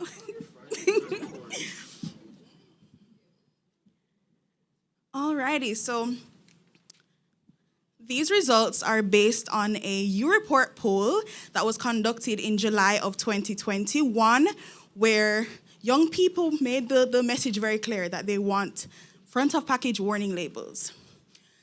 So firstly, I just want to get into what U-Report is.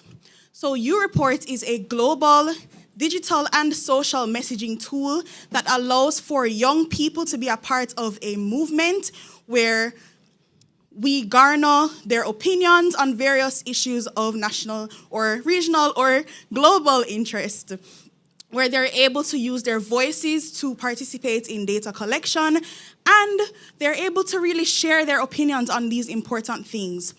U-Report is really the largest movement of this nature that allows for young people to share their voices and have that research present that is youth-driven. And U-Report not only utilizes the data that young people share to, provide research, but U-Report also provides support for young people with that data. So we look at how it is that we can use the data to then provide services or anything that is necessary for young people based on what it is that they need or want. So into the poll. So nutritional behaviors among Jamaican youth, that is what the poll focused on. There were 909 respondents, and 75% were female and 25% male. All right, so the first main question that was asked is, when it is that you're looking for food options, do you look for healthy options when it is that you're purchasing? And 74% of young people said yes, and 26% of young people said no. Alrighty, the next question was, are you aware of or do you read the nutritional facts on the labels of drinks and snacks that you eat? And 70% of young people said yes, and 30% said no. Alrighty, so for those who said no, we asked them to tell us why you do not read them. 36% said that they do not feel the need to read them, 33% said that they have never been encouraged to, and 32% said that they do not understand them. Do you think that there should be warning labels such as high in fats, high in sugars on the front of food items? And we can see that a resounding 94% of young people stated that they would like to see these type of warning labels, and only 6% said no. Young people were asked if the food items were labeled in this way, would it influence their choice? And 87% said yes, and 13% said no. They were asked, do you support government restrictions on sugar-sweetened beverages and other unhealthy food items sold in schools? And a resounding 88% said yes, and 12% said no. All right, so we can see that the message is loud and clear from our young people that they would like to see front of package warning labels. So I want to discuss with you next steps. So Fix My Food Jamaica is looking to launch a new poll to refresh that data. As we would have said, that poll was conducted in 2021 when it is, and it was commissioned by the Jamaica Youth Advocacy Network, when it is that they were doing the consultation process for the school nutrition policy. So now we are in 2025. So we are looking to see how some of that data has changed, and we're also going to explore the food environment, how it is that marketing in the food environment has influenced the choices of young people. So I want to do a little giveaway with you today. So I want 3 persons to sign up as you reporters. So the instructions are on screen. You text the word JOIN to 876-838-4897, or you can use the QR code. So that is the WhatsApp number and SMS number. You can also text JOIN to the You Report page on Instagram and Facebook, and you'll be able to access as well. So I want the first 3 persons who can come up here after they followed those instructions, so you can win a prize. You Report Jamaica is the page. Yes.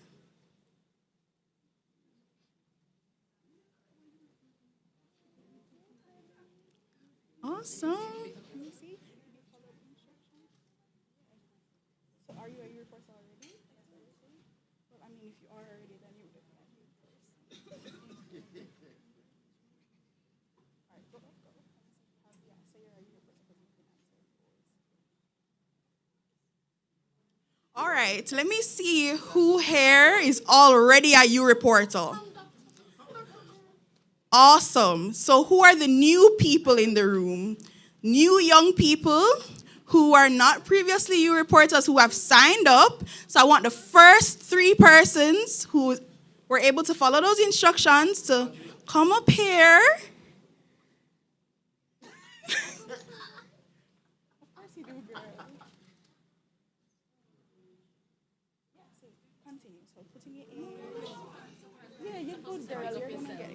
Okay, awesome. Awesome. So we have our first person, ladies and gentlemen. Awesome. You're already a reporter, so you don't qualify for the prize. Yeah, man. Looks like Dr. Barry is also trying. Not too much insert. Text join. Okay. Period. Okay, awesome. So we have our first 2 persons. Ready? Yeah, I have enough stuff for one. Alrighty. No, man, come.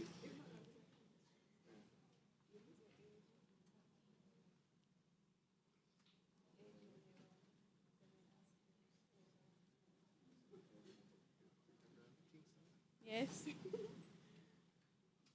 Okay, awesome. So we have 3 new U reporters.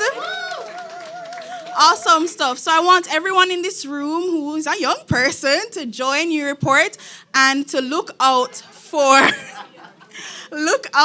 our new poll coming up on the food environment and front of package warning labels. Thank you. So I just want to reiterate the fact that our message is very loud and clear as young people.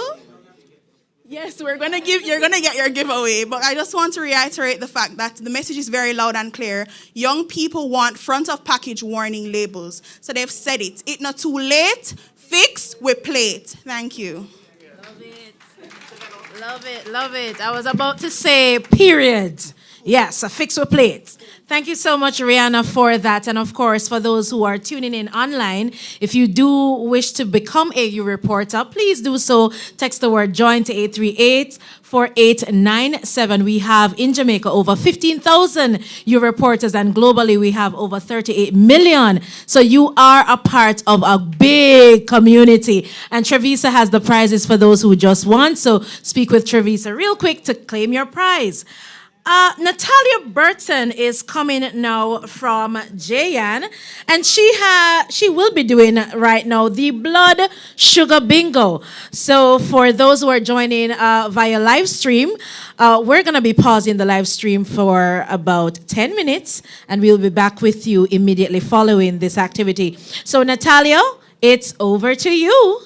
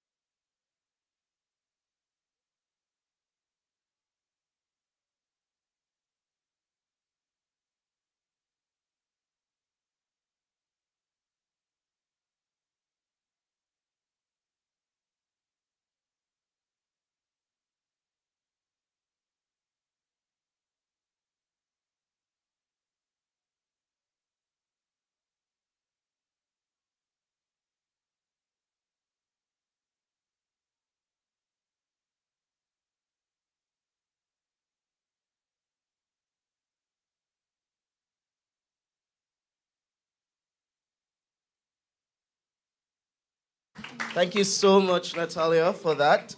I'm sure it was a very interactive game. Everybody had fun. Yes? We all enjoyed ourselves. Wonderful. So, we are now moving into the second half of this event, which are our panel discussions. I'm sure it's time for us to, as we got all of the information, to now really have the conversation and interact with each other as young people and policy stakeholders. So at this time, I am going to be championing the cause of the Voices of Youth panel. And in this panel, we'll be hearing from students and young people about their experiences with unhealthy food environments and the organizations that they represent, and as well their recommendations based on those organizations regarding front of package warning labels. So I am going to take this time out now to introduce them to you all, starting off with Mr. Dashawn Carter from the Jamaica Youth Advocacy Network. You can make your way up here, Dashawn. And next, we have Miss Brittany Malcolm from the National Secondary Students Council. Please make her welcome. We also have Mr. Demario Patterson, who we would have seen earlier from the Fewy Children Foundation. We also have Miss Michaelia Anderson, who represents the Jamaica Health Advocates Youth Arm. Nice. And we have Miss Kadian Frith, who represents the UTEC Association of Nutrition and Dietetic Students. You guys can all have your seats. All right, great. Where is Miss Frith? Wonderful, wonderful, wonderful. So, guys, because I'm amongst my own, so I feel a bit more, willing to be comfortable. And honestly, as the roving mic goes around, don't be afraid to share your opinions. But of course, bearing in mind time, make them as impactful and short and sweet as possible, right? So I'm going to allow for the roving mic to go around so that you can introduce yourselves once again and the positions that you have within the organizations that you represent. All right, so good morning, everyone. Good morning, everyone. Okay, so my name is Dashawn Carter, and I'm a member of the Jamaica Youth Advocacy Network. I'm currently serving as a member of the Advocacy Council, and on the Fix My Food movement, I'm serving as the steer for the Evidence and the Research and Writing Committee. Beyond that, I'm a youth advocate and a passionate student leader who believes in channeling policies and calling for reform to ensure that our health environments or nation in general is conducive to the healthy eating and the quality of life that our children deserve. Good morning, everyone. My name is Kadian Frith, and I'm a member of the UTANS group at UTEC.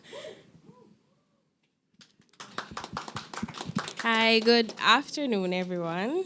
My name is Miss Michaelia Anderson, past member of UTANS, still at University of Technology, finishing. Thank you, Jesus. Amen to that. Also a part of Heart Foundation, JYAN, and also Fix My Food. Wonderful. Big up community mobilization.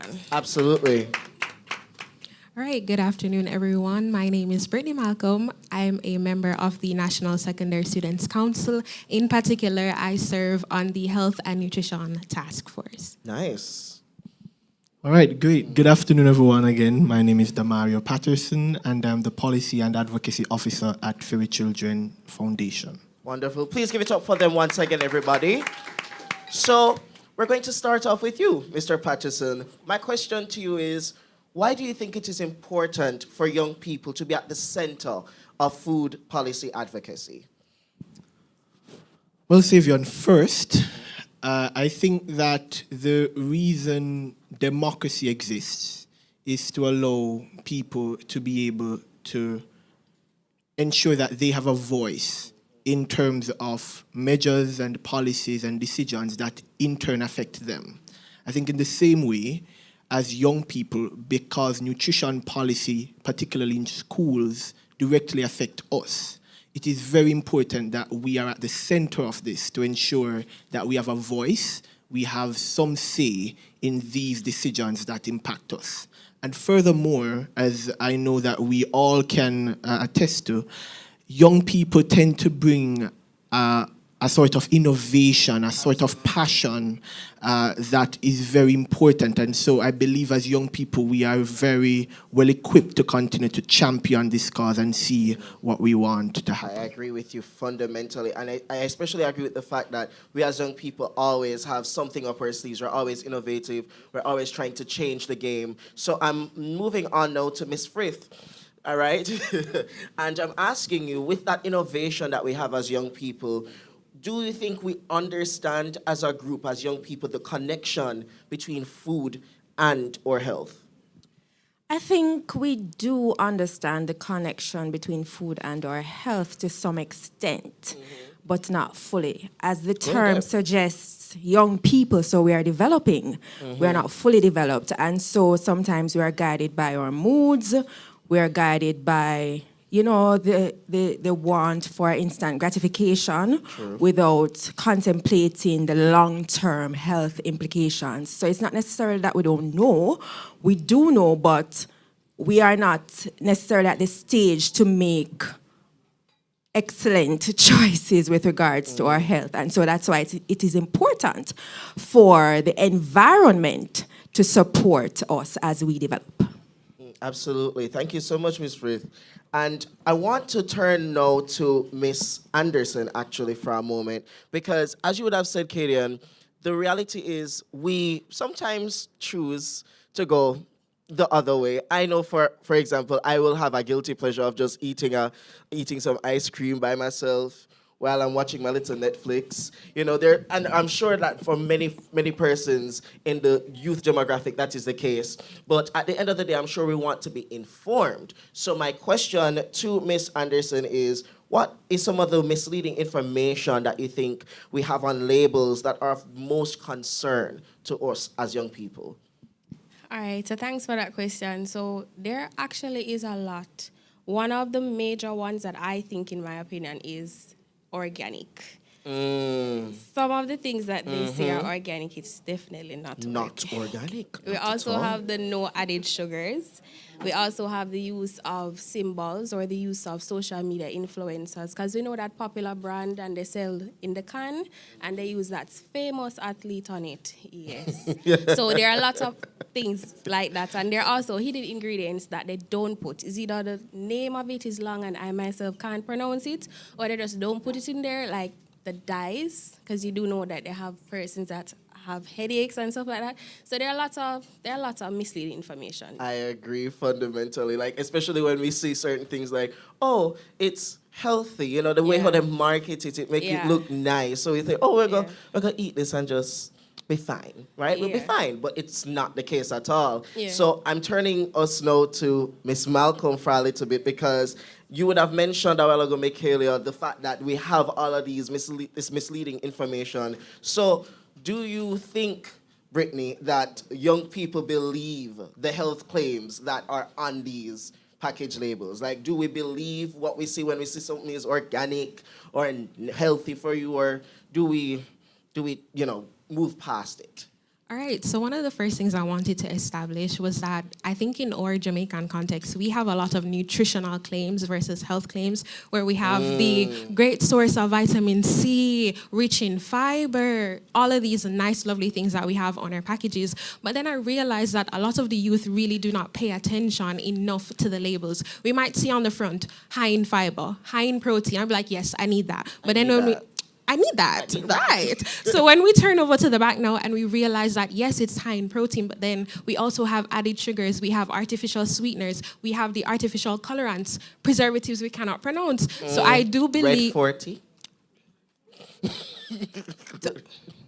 And so I don't believe that we truly understand some of the claims being made on our labels, because, again, a lack of education is also to blame for that, where we don't really know what some of these things mean. So therefore, when we see them on a package, it's like, okay, I know the words all natural, I know the words gluten-free, I know the words low in fat, so I'm going to just relate to this, not really understanding that beneath that label, we have more depth to the ingredients that make up the health claims that we're putting on our packages. I totally agree with you. And especially considering that nowadays, those claims that would be put on those packages really incentivize us as young people to say, you know what, I'm eating healthy. Like, of course I am. Of course, but in actuality, that might not be the case. So for us as young people, I'm still on you, Brittany, especially as a secondary student, right? You're representing NSSC. You all are a very important consumer group, right? You don't have to eat. You know, they're at school, and they're all about the place, and they're going to want to eat something. So do you think that as secondary students, you all have the power to demand warning labels? I absolutely, with an astounding yes, believe that we do have the power to demand the front of package warning labels. And in particular, I believe that we are one of the most targeted demographics. Absolutely. As to when you're doing product development, they're looking at, okay, our target market, let's go for the younger people because they are more inclined to purchase food without really thinking about the implications because we're young. We don't care about your health now. You know, that's when I'm older. So that's when I'm right. So I do believe that in order for us to make that demand, we'll have to leverage that power that we do possess. And I believe that it will take a unanimous effort as well to say that we need to start, as the main consumer group that is being targeted, we need to start making demands of our manufacturers to say that, listen, I see your product, but when I actually investigate it, this is not healthy for me. I do not want to be, consuming this product. And I believe as such that we'll have to come together and really do some heavy boycotting because if they're not willing to amend the ingredients that they put into our foods, then we're not going to eat it. We're not going to put any money in their pocket. We're not going to generate any revenue from it because you thrive off the revenue that we give you. So guess what? If we take that away, which is a leveraging power that we have, then what it will do is to force the manufacturers to reassess the ingredients being put in our food and do better. They have to do better. Have to, period. Naturally. Absolutely. I think that deserves a clap, actually, because it was very brilliantly said. So I want to turn to Dashawn now and ask, how do you think these octagonal warning labels, how do you think they will change the way that young people and families especially make healthier food choices? Okay, so I think at the heart or the very essence of our advocacy for the front of package warning labels is the idea that a lot of behavior change has to be done when we're tackling NCDs, and the understanding that as a country and as a nation, we need to change the way that we interact with our food environments, the way that we purchase foods, the way that we consume foods, and the way that we hold our food service providers accountable. And so the idea behind front of package warning labels is that in empowering individuals and empowering our children, in empowering our adults and general consumers with information, accessible information that's easy to understand, because I hope we are all listening to Brittany a while ago, and the idea that, yes, the information is on the packages, but as children, are we really able to understand? And sometimes it's not just about us as children not understanding, it's also about how deceptive they are in the marketing and the labeling of their food products. And so, of course, the front of package warning labels will help to mitigate that deceptiveness, because we don't like to be tricked. We don't like to take up a food packet item and think, oh, we're getting a lot of fiber, we're getting our nutrients in, and boom, when you go to the back, it's a lot of hidden sugars, because that's a lot of what they do. And so what we will undoubtedly see is that persons will be changing their consumption habits for the better. Persons will now be able to look at a package item, they're in the supermarket, and say, okay, this is high in sugar, this is high in fat, this is high in sodium. Okay, I know that I already had something that, has quite a bit of sugar, so I'm not going to purchase this for today. I'm going to pass on this one. I'm going to choose a healthier option. And I think another aspect, another behavior that it changes is our willingness to advocate for better food in our food environments. Absolutely. Because if I go in a supermarket and all I'm seeing is high in sugar, high in fats, high in salt, high in trans fats, I'm going to want a change. I'm going to realize that, we're really being undermined by our service providers, by industry, because we're not being provided with the food that we need that's necessary for our health. And of course, this isn't just speculative. This is backed by facts. This is backed by studies that have been done within Jamaica, done internationally. I'm sure Rihanna would have mentioned some. She would have mentioned the studies done by Europort and how young people are receptive to the idea of front of package warning labels. You can look internationally to Chile. I think it was in 2012 that they implemented their warning label system, and it was done with great success. 24% of food, like there was a changing 24% of consumption of household sugar-sweetened beverage. That's quite a lot. And that's great work when it comes down to reducing NCDs. And those studies have also been done in Jamaica, and it has proven that people are receptive of these warning labels. So I do think the facts speak for themselves, and it's quite clear that front-of-package warning labels will be effective in implementing behavioral change. I agree with you fundamentally, especially because we would have just heard from Dr. White Barrow and heard the study that she would have done, showcasing how effective these warning labels would be for us in Jamaica. And as you rightfully said, when Rihanna mentioned the poll results, it was very astonishing for me because it made me realize that young people unanimously, for the most part, really want this change. So I want to turn to Damario for a bit because as advocates, we have a very important role to play. And I want to know, how do you see this role being actioned? Not just for us as young people and advocates, but the fact that we're accountability partners at the end of the day. How do you think we will be able to mechanize this change? Certainly, Savian. I think that it's always good to advocate. It's always good to bring awareness. But there are a lot of issues that people are aware of. There are campaigns and all of that. A lot of people know that these issues exist. And talks have been had, discussions have been had, all of those stuff. And that's all wonderful. Right.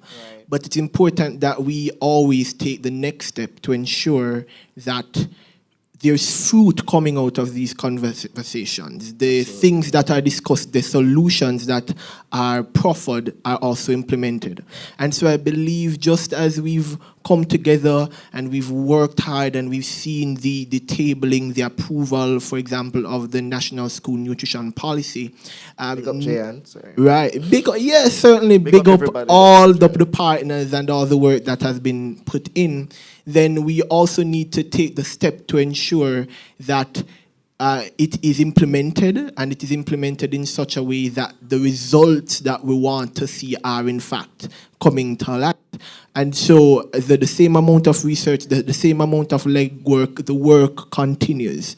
And we'll always, I know for sure Fairy Children and the other organizations will always be ensuring that we are holding the decision makers, the policy makers accountable to ensuring that, yes, you said that you were going to do one, so ensure that you do one to ensure that our children have a future, that they are not bedridden, that they are not suffering from NCDs, but that they have healthy futures to be, in fact, productive citizens of Jamaica. I agree with you so much because I'm very happy you mentioned the fact that even though we have seen great progress with the National School Nutrition Policy, there's still a lot of work left to be done. And even with this event, even with this launch, it's showcasing that we're aware of that and we're willing to move forward. So I want to turn to Michaelia for a bit because I want to know, how can Jamaica's leadership in launching Fix My Food inspire similar movements across the Caribbean and Latin America, given that we're the first to do it in this region? So when you think of the Caribbean, let's break it down. Most persons, they're American, they're European, you say Caribbean, they automatically think, oh, you're from Jamaica, even if you really aren't from Jamaica. So I believe Jamaica is the heart, we're the center of the Caribbean. And of course, in that line, we are the first to launch the Fix My Food Jamaica. Now, we know the leadership of our country. We know that CARICOM it's basically the heart, again, as I said. Now, being that we're the first, how can we advise or how can we let other countries join in? They're going to see the work that we are doing. When we go to the World Athletics Championship, we run. Everybody come out on the track, but and only people will look for. Exactly. Right. Everybody look for the black, green, and gold, especially when we see Shelly come out in the air.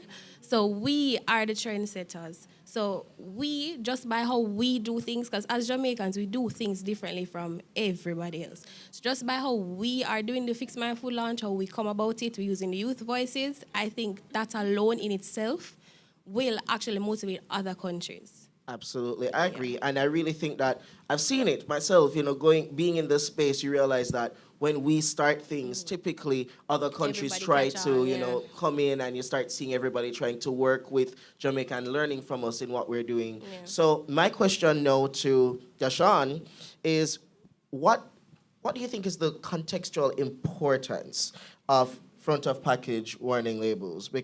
And I want to know, where does it fall against the backdrop of other healthy food policies, given that its implementation and the implementation of the school nutrition policy will be underway? Why do we now need another policy? What's the point? If we have a school nutrition policy, please let us know, why do we need to move forward with this policy for front of package warning labels? Okay, so I think contextually we understand that healthy food policies are necessary in our, and quintessential element of our fight against NCDs and empowering our people to make healthier decisions. But whenever we look at front of package warning labels, we need to understand that they don't exist in a vacuum. Absolutely. And that, like with any other policy, I'm sure that Maria could speak to this, whenever any other policy is being implemented, they normally are supported by other legislative frameworks or other policies, or they're either bolstering some other existing policies. And the same holds true for the front of package warning labels. So whenever we talk about front of package warning labels, I want us to think or immediately go to, the SMP. How can FOPL help the SMP, help the implementation of this national school nutrition policy? And so the good thing about the school nutrition policy, she would have just said that we're the trendsetter normally, but with the SMP, this has been implemented within other countries, countries like New Zealand. And so we can benefit from that because we can look at the shortcomings of these other countries and learn how to do better. So one of the shortcomings that many of the other countries have seen is that, yes, we implement this policy. We're telling the schools that, you need to regulate your food environment to remove certain unhealthy ultra-processed food, but we're not telling them exactly, okay, this food is unhealthy, this food doesn't meet the threshold. So a lot of times administrators, vendors, especially the vendors and the other food service providers in the school environment have sort of a difficulty discerning what meets the threshold or whether they're in alignment. I mean, truth be told, it's quite difficult to say, okay, so this definitely falls within the ambit of the recommended sugar that kids are supposed to have. It's quite difficult. And so what FOPL and warning labels can do is help ease that burden. As I said, they're easy to read, they're easy to understand. Both children, both administration, and vendors can use them to their advantage to ensure that they're in compliance with the national school nutrition policy. And also, if we're supposed to concede and say, the SMP is already being implemented, why do we need another healthy food policy? I personally think, and it's quite combative, but we need to keep our foot on these industries' necks. We need to keep on applying pressures. If it's that we're going to implement 100 policies, let us implement 100 policies as long as we know that it's going to be to the benefit of our children, as long as we know that it's going to help alleviate the rise in NCDs that we're seeing within our country. So I believe that every single policy that we're advocating for is absolutely necessary. I agree 100%. No, honestly, guys, I would have wanted to continue this conversation long and long and long, but we have time restraints. We have to fall in line with the program for the event. So I have one last question for all of you, and that is, what is one key message that you would like to share or give to all of the stakeholders, some of which are right in front of us right now? So what's that one message that you want to share with them?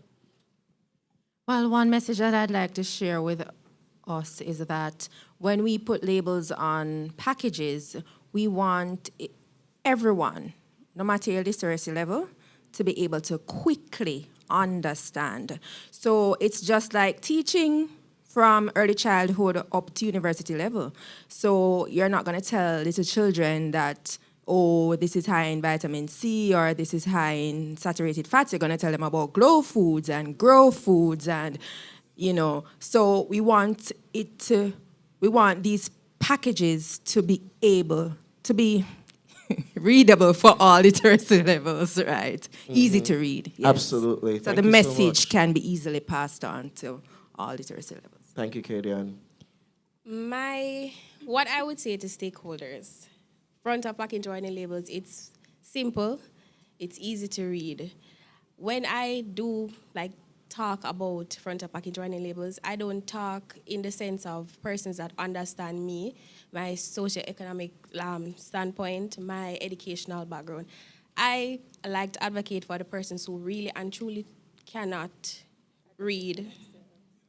They cannot advocate for themselves. So I like to advocate for the persons like that. I also like to advocate for persons with disability, especially the blind community. I love the labels and everything. My only thing is if we can incorporate something for the blind. To put it in Braille. Can it be in Braille or some sort of thing that they can understand? I also like that it's big and bold. The only thing that I would say to the stakeholders are, when we are doing the advertisements, we're doing the billboards, yes, high in sugar, high in fat. The ordinary persons, they really don't care. That's just the truth, they really don't care. So how to bring across the message, I think it's all nice, the big words and all the fancy stuff, but the people, they really don't. They don't care. They don't respect They don't get the message. They don't understand. So I would like for a campaign that is done wherever, however, and we can reach those persons. Now, I know that would take some form of nutrition education, but that is those two key points for the persons who can't advocate for themselves and for the disability community. Those Absolutely. are my points. And I do agree with you for sure about the advocacy and the public education campaigns. And I feel like Fix My Food would be the perfect platform for us as young people to do exactly that. I agree with you 100%. Over to you, Brittany. All right, so my message is, I'm gonna go back to something my grandma would always tell me, and I think we're very familiar, that 1-1 cocoa, full basket. And so I believe that in really fixing our food, it will take a comprehensive approach, meaning that we need to have all stakeholders involved, all hands on deck. If it means that we have to incorporate the media, we're incorporating the young people, we're incorporating our ministries, all the bodies that are interested in this movement, I believe that we have to have a all hands on deck approach in order to really push this and to really have our society be sensitized as to why it's important to have these front of package warning labels, to fix our foods, to cater to our children. You know, we recognize them as one of the most vulnerable groups in society. And so if they can't advocate for themselves as yet, those who can, the powers that be, we have to take it in hand, take it seriously, and really put some elbow grease into ensuring that we put these policies forward to do what we need to do, because it's so important. I agree. I love the fact that you used elbow grease. I love that. Over to you, Damario. Thanks, man. In addition to all that has been said, because I want to echo those, I want to speak directly to stakeholders who are responsible for the manufacturing. Right? And I understand that there may be concerns about profit margins and all of that. But what I'd like to say is simply this. To my mind, it is not sufficient to just make something, but it's sufficient to ensure that your customers are able to sustainably consume it. And so what often happens is that, sure, they will be able to eat and consume all these unhealthy foods for a time. Then they end up going to the doctor, and the doctor says, you can't do this ever again, leave it alone. What you want is to create something that consumers can always consume. And ultimately, I believe that would help your brand and help the bottom line. You increase trust, you increase you increase the ability of consumers to really like your brand and to be lifelong customers and consumers of your brand. So put front of package warning labels. That's all I have to say. Wow, well said. I think that deserves a clap, actually. Just because of the fact that you mentioned the need for it to exist and the fact that even with it existing, businesses will still be able to continue. The profits will be there, because if we're to eat everything in moderation, I'm sure when I am not eating it, you're eating it, and vice versa. So you will still get the money. You will get your money in due time. So I'll leave everything off now with Dashad. So I think you perfectly said what I was initially intending to say about industry acknowledging their stake and their role as duty bearers, and not only seeing persons or people as profit, but recognizing that we're individuals with certain rights, the right to a healthy environment, the right to eat healthy, the right for us to have access to information. Everybody should be able to access and know what is in their food. And so it's up to, no matter their age, no matter their cognizance, no matter if they have any disability, any socioeconomic background. And so it's important for them to recognize that right and play their role in safeguarding those rights. But I think also something else that I'd like to leave, and especially to this room of academics and these rooms of very valuable stakeholders, we have the stats, we have the data, we have the information, but I think the shortfall with this information is that it's not being peddled and it's not being advocated for by the persons who are creating the information. So a lot of times we see these studies, these brilliant studies coming out about how there's a clear linkage between what we eat, what we consume, and the NCDs in Jamaica, but the persons who are creating these studies aren't the same ones advocating for change to be done, for policy to be implemented. So I think if we had that driving force, if we had that credibility, I don't remember, is it Carib, where we learn about if it's come studies, authority, if we had that authoritative source for the information, advocating for these policies, I think a lot can be done, and the industry and the policymakers will actually start to listen. And the last thing I'd add is that, as daunting as the statistics may seem, as much as it seems like we have a lot of work to do, it's not too late for fix we play it. So Absolutely. to everybody in here, there's a lot that can be done, and trust me, if we all put our minds together, if we all come together and decide that this is something that we definitely need to do, and we definitely need to prioritize the health and the well-being of our nation, it can be done. Absolutely. I couldn't say it better myself. So at this point, we're going to thank all of our young people. Please put your hands together for them, for sharing their points of view. I really appreciate it, and I'm sure that our stakeholders were taking notes and keeping due point. All right. So, I'm going to invite you all to go back to your seats, because we're going to have another physical element to this program, Yes, we're going to have now a movement break, and this will be done by Mr. Othniel Lamont, who is a physiotherapist and a sports medicine, exercise, and health specialist coming from the Jamaica Health Advocates Youth Arm. So please help me welcome Othniel. Great. All right, so we're going to get moving. All right, so I thought about maybe doing this approach slightly different. So we're going to be doing 3 fitness challenges within 5 minutes. All right? So the first one we're going to do, we're going to ask everyone to create some room, see if you can sit at maybe midway on your chair, enough to stand.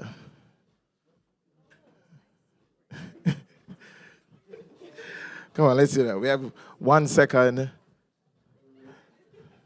All right. Are we all in a position to stand up if we need to stand up? All right, so I'm going to demonstrate first quickly. So this first one is simple test, sit to stand. We're going to cross our arms across our chest, and we're going to see how many sit to stands we can do in a minute. So it's up, down, up, right? Testing. All right, so I'm going to start. Give us a count. 1, 2, 1, 2. Here we go. 1, 2. Sit, stand, and count, and then tell me. Keep on going.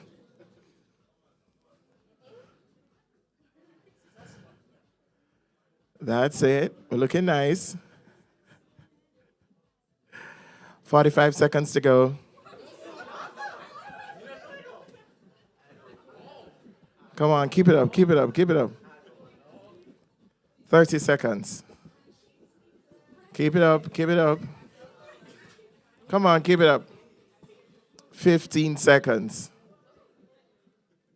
We're tired already? 10, 9, 8, 7, 6, 5, 4, 3, 2, 1, and stop. All right, give yourself a hand clap. That was harder than it seemed, right? Looks simple, but it's way harder. How many persons got to 15? All right. Okay. So you are in the ballpark of average, right? All right. How many got to 20? Okay. So you're above average. How many people got to 25? Okay. Give them a hand clap. 25s and above, really good job. Is a very good, and you got to 30? Oh, 23. All right, so between 20 to 25, you're still above average, right? And then once you have hit 25 and above, you are excellent, right? Which tells you that your lower legs are pretty good. They're pretty strong, right? All right, the next one we're going to do, so we're moving on to challenge 2. So challenge 2, I'm going to ask us to all stand. And you're going to stand behind your chair.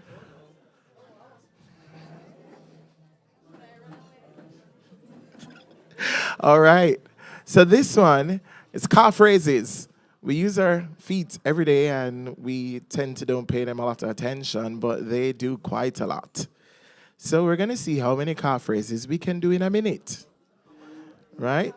So feet shoulder width apart. And you're going to go up and down, up and down, up. The chair is only to assist you, not to help you.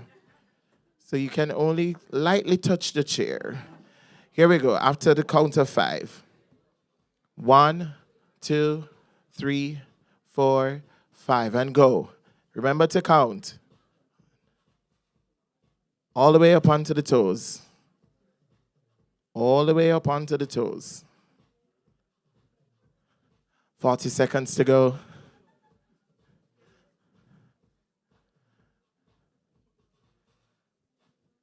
$30 seconds to go. Come on, keep on going. You're going to feel that burn.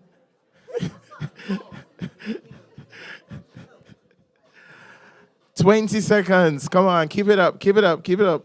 All the way up. 10, 9, 8, 7, 6, 5, 4, 3, 2, 1. Give yourselves a hand clap. All right, so let's get the numbers now. How many persons hit 20? All right, not too bad. Let's do 25. Okay, we're getting closer. That's really good. Let's do 35. All right. Anybody at 40? All right. And I'm going to go all the way. Anybody at 60? All right. So really, you should be able to do 60 in a minute. So we have some work to do, right? All right. Final challenge. Challenge number 3. A big part of it, you know, when the WHO put out the recommendations for physical activity, the reason why I chose strength work is that when we're adults, it's recommended that we do 2 days out of the week, strength related, right?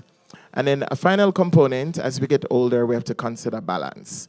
So what we're going to be doing is we're going to be doing a single leg balance test, and we're going to see how many people have good balance today. So you're not going to hold on. We're starting with our left leg, and we're trying to get to 30 seconds. So when I say up, you lift the right leg. Here we go. 1, 2, up. Right leg. Don't hold on. I mean, I might fall down any minute now. Wow. It's difficult. 10 seconds to go. Woo. Nice. 5, 4, 3, 2, 1, and down. Good job. Good job. Not too bad. Let's try the left. Let's see how the right leg will fare. 1, 2, 3, go.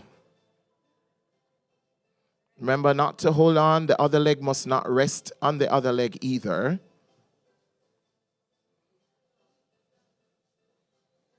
Halfway there. My balance is terrible, by the way. 5 more seconds.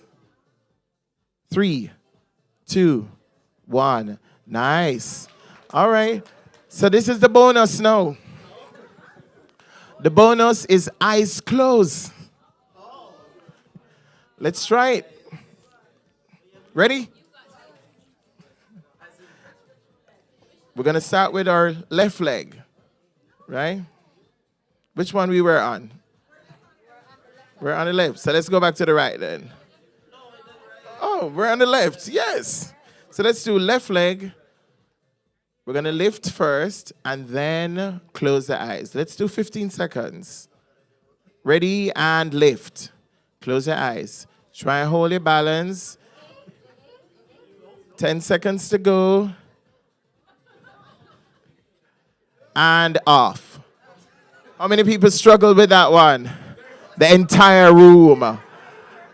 Let's try the next leg and see if we do better on the right leg. Here we go. And lift. And close your eyes. 15 seconds.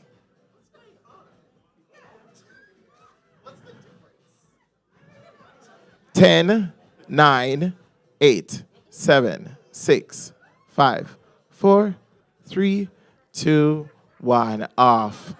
All right. Take a seat. Take a seat. Take a seat. Well, so what many people fail to understand, in order to maintain our balance, our eyesight plays a very, very big role in us being able to be upright. So you got some good tips. Practice your balance work so that when you hit your 60s, you're better than if you didn't practice from now, and fitter. Thank you.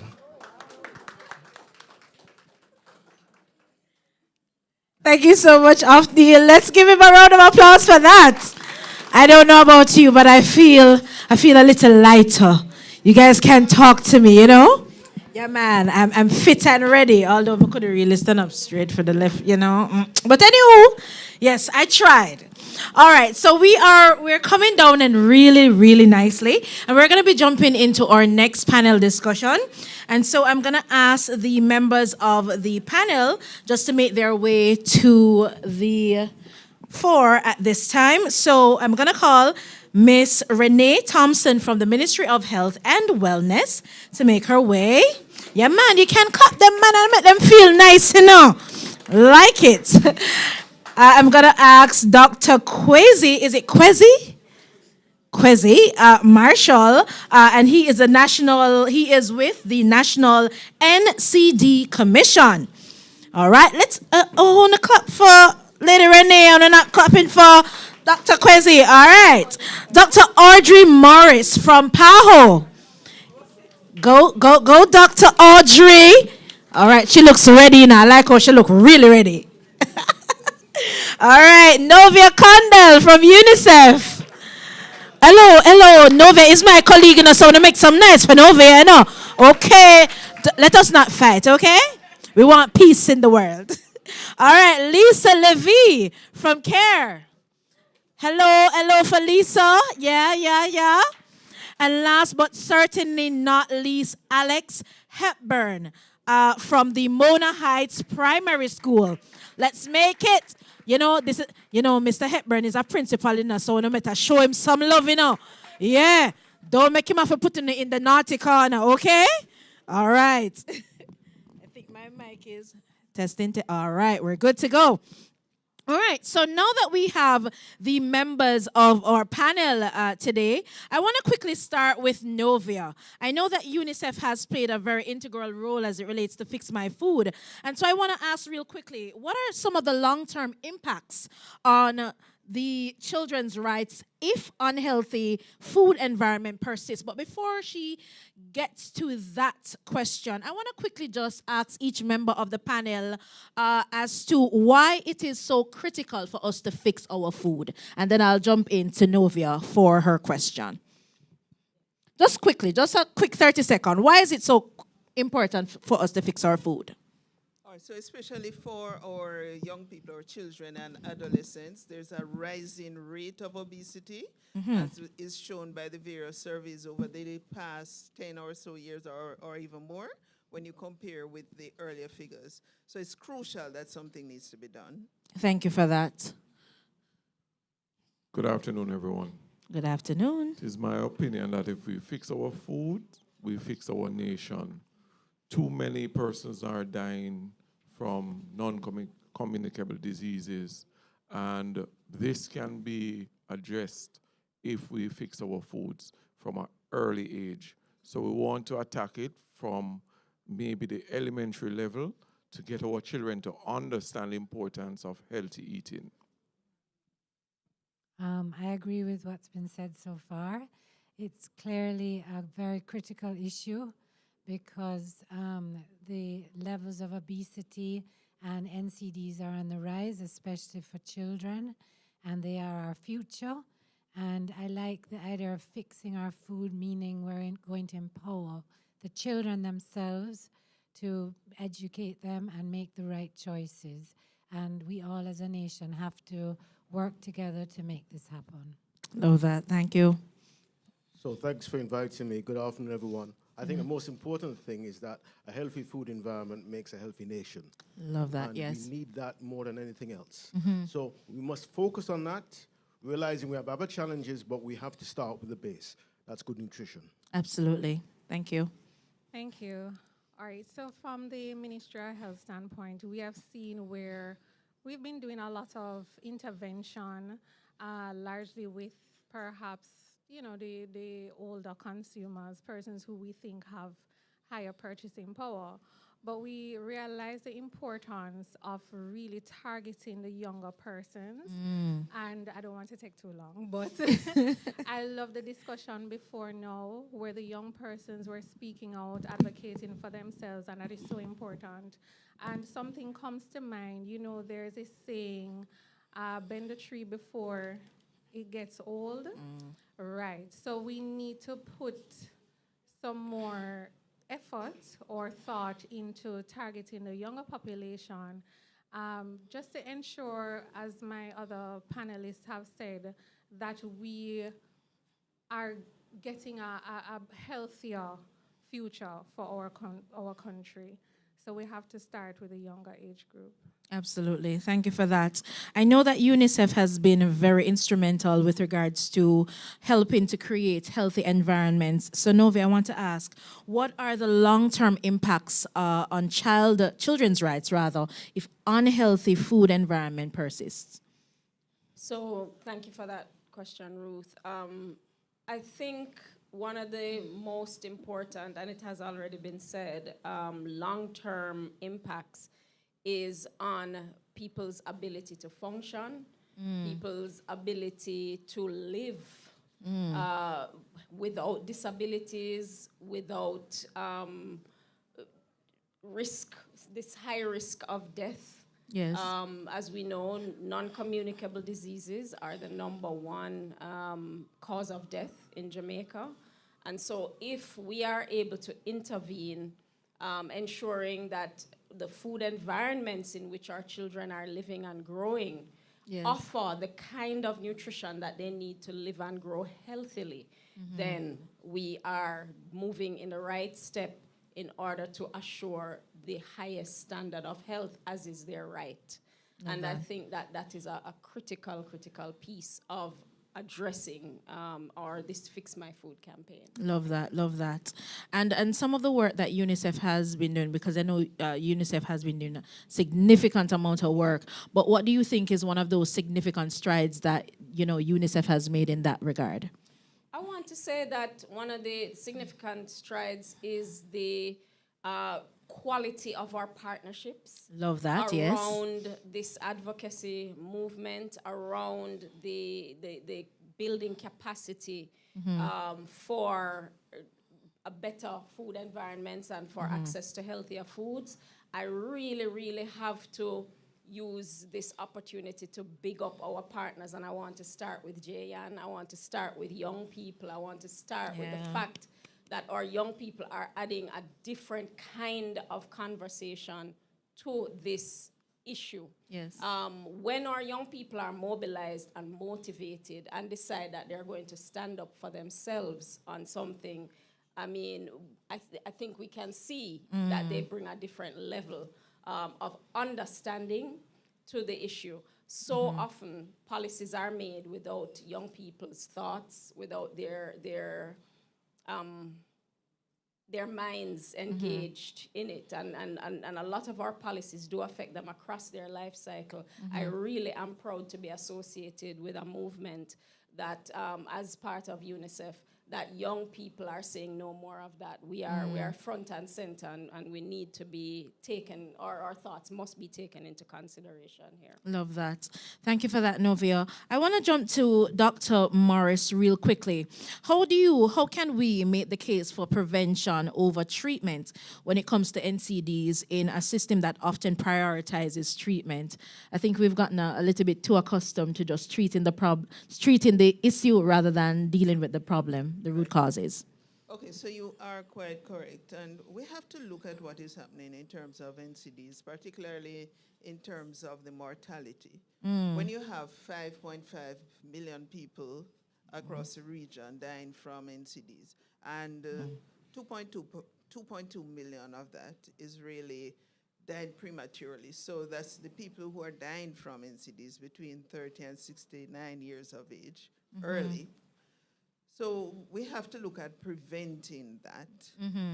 These people are people who would have been part of the workforce. They would have been earning for their families. So you're losing in two respects. The family is losing, the country is losing, the health sector is facing an increased burden. Yes. You know, these people who should be at work sometimes, so they're absent from work, and that would be absenteeism, but you also have presenteeism. So that work and they're not functioning properly. Wow. They have to take time from work. They have to retire early sometimes, you know. So it's causing health consequences for the country. Burden on the health consequences are for the persons, burden in the health sector, and the economy of the country suffers as well. So that's why PAHO is really looking at what we can do in implementing regulatory measures, helping countries, supporting countries in implementing regulatory measures. So the school nutrition policy, which I'm happy that Jamaica is finally That's a big deal, on yes. the verge of implementing. Yes. That is one such regulatory measure. Yeah. Another that we haven't focused a lot on today is the elimination of trans fats from our diet. You know, they need to be banned totally. The FOPL, I can't say enough about the FOPL. We have all been working, many of the institutions represented here today, we have been working so hard to get that octagonal warning label implemented. And, you know, it continues. We continue to push for that. Another one would be really the banning of sugary drinks from schools, as has been done, and I would also want to mention the reduction of sodium in our foods. So those are some of the regulatory measures that can be put in place in order to start looking at prevention rather than treating once people are in the position of having these diseases. And I'm very happy that you spoke about the strides that we're making as it relates to the FOPL, particularly in Jamaica. And so I want to ask Lady Lisa, what do you think is the biggest obstacle to implementing the FOPL? Because we would have heard earlier that there are quite a bit of challenge. The reception is not as we would have wanted it to. And so how can we overcome some of these hurdles that we're seeing now? Okay. Well, I think the biggest challenge is the food and beverage industries, because obviously they don't want to put those warning labels on their products. Yes, we're seeing that. Because it they're saying it will cost them more.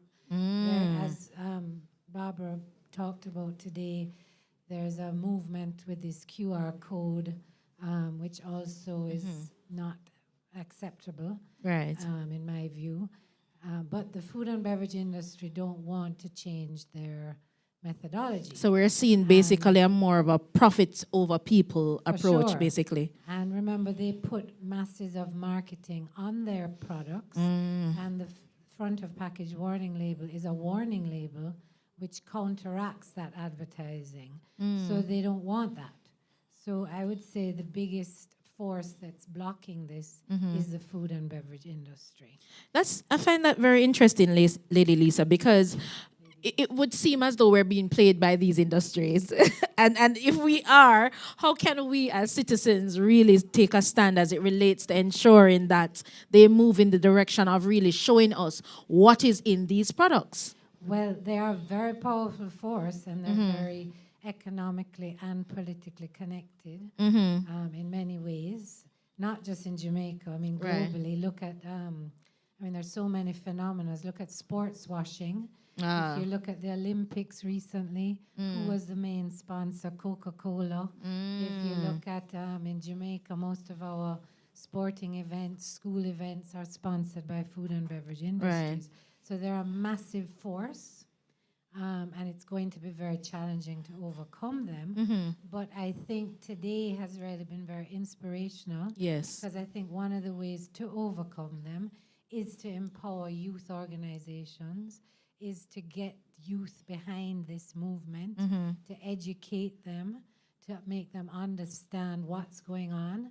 There's such a thing as marketing literacy, which is what I'm actually touching on in my PhD. I'm Okay. actually a nutritionist, that's my profession. Right. But, it's important to educate people, especially children, about what marketing is and what it does and how it is luring people into buying unhealthy foods and beverages. So I think the ways to counteract it, or the ways to, get around it, Yes. is to educate the nation at large, but especially youth, especially children, to keep at it and to make sure that the NGOs like UNICEF, like JYAN, work together as a team and collaborate. Heart Foundation, all the entities that are here today. I'm part of CARE, so is Kwesi, and the academic, the NGO, all the bodies have to work together to really put forward a front that can try to mitigate what's going on and to counteract the food and beverage industry. That's a critical point, and I think since the discussion started, we've been hearing a lot that there is a target basically for children, and particularly the schools.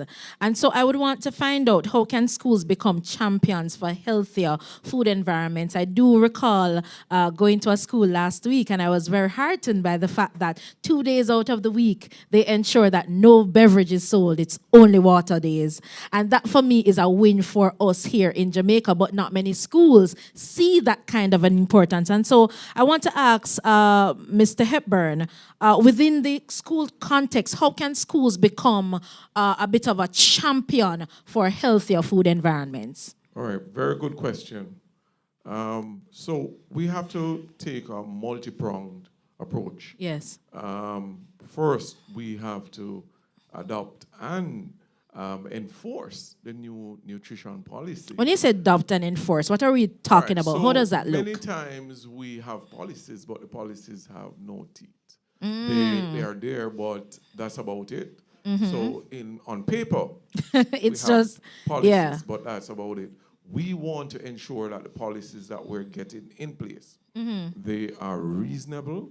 They have certain guardrails to ensure that principals and boards can enforce these policies. Yes. And it is very important for us to understand that without the policies being effective, we are going to be in a big problem maybe 10 years down the line. Yes. Let us quickly recall that about 30% of our population, especially the children between 13 to 15, they are overweight or obese. Yeah. If we add another 10 years to this, it means that we are going to be further behind. Yeah. So what I'm saying, the time is now. We have to act now. So we want to ensure that we're restricting the sale of maybe products that are high in sodium, high in sugar, and ultra-processed sodium products within the schools. But one main thing for us to remember is sometimes we say we are doing that, but what are the alternatives? So I can come and I can say, let's restrict. Exactly. But what are the alternatives that you're giving me to say, children, you're no longer to have these snacks.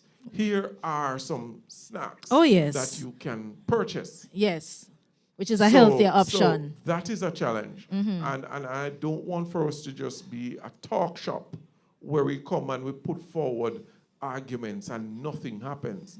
So I'm saying, let us start working on also talking to the manufacturers to say, listen, you have to put products out there that are of nutritional value. Right. And also the government, they have to work to reduce the cost of fruits and vegetables. Because if children are unable to afford these products, it is not going to work. So we have to look at how can we get these products in the school at a reduced cost. So I am now saying the government needs to lobby the farmers to say, you're going to produce X amount of fruits and vegetables for schools, but it must be done in such a way that schools get it at a reduced cost. Because if it is not viable, it will not make any sense. The children cannot afford it. Yeah, we know the economic situation already in the country. Yeah. So we're saying make it affordable for people to eat healthy. Because that's one of the biggest things I see right now, because we all know that we're supposed to eat healthy. I went on a little journey last year of trying to eat healthy, and I'm telling you, when I was done, I had a headache because of the cost of food, in terms of eating healthy. And so to the layman, to the ordinary person out there who would want to give their children the healthy juice or the healthy snack or whatever it is, but they really can't afford it. So we definitely have to look at these environments in terms of making these healthy food, as you rightly said, more affordable. But I want to also zoom in a little bit, because I've recognized that a lot of these big food organizations, they sponsor a lot of school-based activities.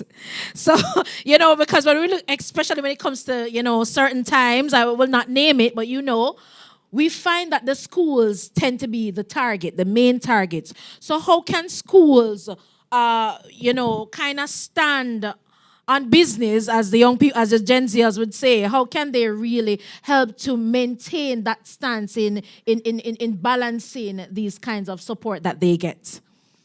All right. So, brilliant question, but I want for us to understand that we are in the business of educating, all right? And as a school, what we teach our children is what they're going to go out there in society and put out there. Right. So I would not want for us to put it on the school administration to say, I like where you're going. Balance it. Yes. That is not the business of the administrator. Right. The policymakers are the persons who should be making those decisions and should put the necessary sweeteners in so that the companies will see it as an incentive to offer these products to the schools. So we're saying incentivize the products so that when a company comes into a school and they are given certain products, we want to ensure that those products are at market standard. Yes. And market standard would mean that they are healthy. But that is not my responsibility to ensure that it is healthy. I love so that. I'm going to put it back to say, put it where it should lie, and that is with the politicians. And I love it, because the next question I wanted to ask real quickly is to the Ministry of Health. I want to ask, what are the government's plan really to move ahead rather as it relates to the front of package labeling, and are there any timelines that are currently in place? So Lady Renee, would love to hear about that. All right, so we have done some work so far. You would have been aware the minister had convened a high-level meeting, persons from Some of the stakeholders would have included UNICEF, PAHO, Heart Foundation, and so on. So we have started the process. We don't have everything is time bound, but I would not be able to give you a definitive timeline. The process continues with particularly education, like an educational campaign, because we want to get the public in a space or in a frame of mind where they will understand what FOPL is, how to read it, how to use it to make healthier dietary choices. Right. So we are in the process now of designing and implementing a communication plan to that end. And we have partnered with the Ministry of Industry, Investment and Commerce, MIC, where we have a joint committee. We have a plan of action established for that. And we have some strategies that we would want to action in the year 2025. And so we are working. We do also want to, and I'm happy that we are here and we have experienced, Fix My Food Jamaica, because we do recognize that we probably need to explore some other strategies to include younger generation. That is an area that we are very committed to looking at or exploring. My director would have indicated that in her opening remarks. And so I want us to, so you'll be hearing from us. We want to do more partnership with the advocacy groups, because I'd like for us to remember that government is not just the Ministry of Health. So we need to have a whole-scale buy-in, right? We need all the key stakeholders from government to buy in. And so we just have to continue pushing. We have to continue the work towards getting the FOPL on board. Thank you for that. I want to jump real quick to Dr. Kwesi. Oh, my Lord, help me with that name, Kwesi. So, Dr. Kwesi, real quick, you are part of the NCD Commission. How can and should the private sector be engaged in a way that supports and not undermine the public health goals? I don't think I have enough time to really go into all the details. Summarize it. I would say that although some progress has been made, there has been a great deal of resistance. I want to say that all of and when you say resistance, from whom? From various private sector actors, especially the larger ones. Right. I don't want to say all. Understood. Because you will find differences, so it's not a monolith. But I do think that overall, there isn't the will. Sometimes there isn't the good intention to support health promotion, because this is a health promotion campaign. It's not a marketing campaign. It's about promoting the health of the nation. And so often it seems that the private sector, whilst we are trying to engage them, are trying to deflect our focus from health promotion to marketing and what profits they can make. So attempts have been made, attempts are ongoing, but the private sector also has to be able to engage in good faith with health advocates. And it seems that that's been in short order over the several years, at least, that I've been engaged in this kind of health promotion. Love that. It's very clear that there is that bit of a resistance that's clearly cross-cutting. But I want to throw this out to the panel real quick. And so what do you think are some of the best practices or opportunity to ensure that we have warning labels in place? And should Jamaica push for a locally developed standard in that regard? I want to hear the take of the team on this. Repeat, because it's a two-part question. It is a two-part question. So I asked just now, give me a second, I think I lost my... Warning labels. Yes, okay. So what's the best opportunity for ensuring that we have warning labels in place? And secondly, should Jamaica push for locally developed standards on this? I think we have an opportunity right here to push for warning labels. I think it has been a long delayed discussion. Yes. And I think we'd love to see some acceleration around moving towards what has been shown and proven to be effective.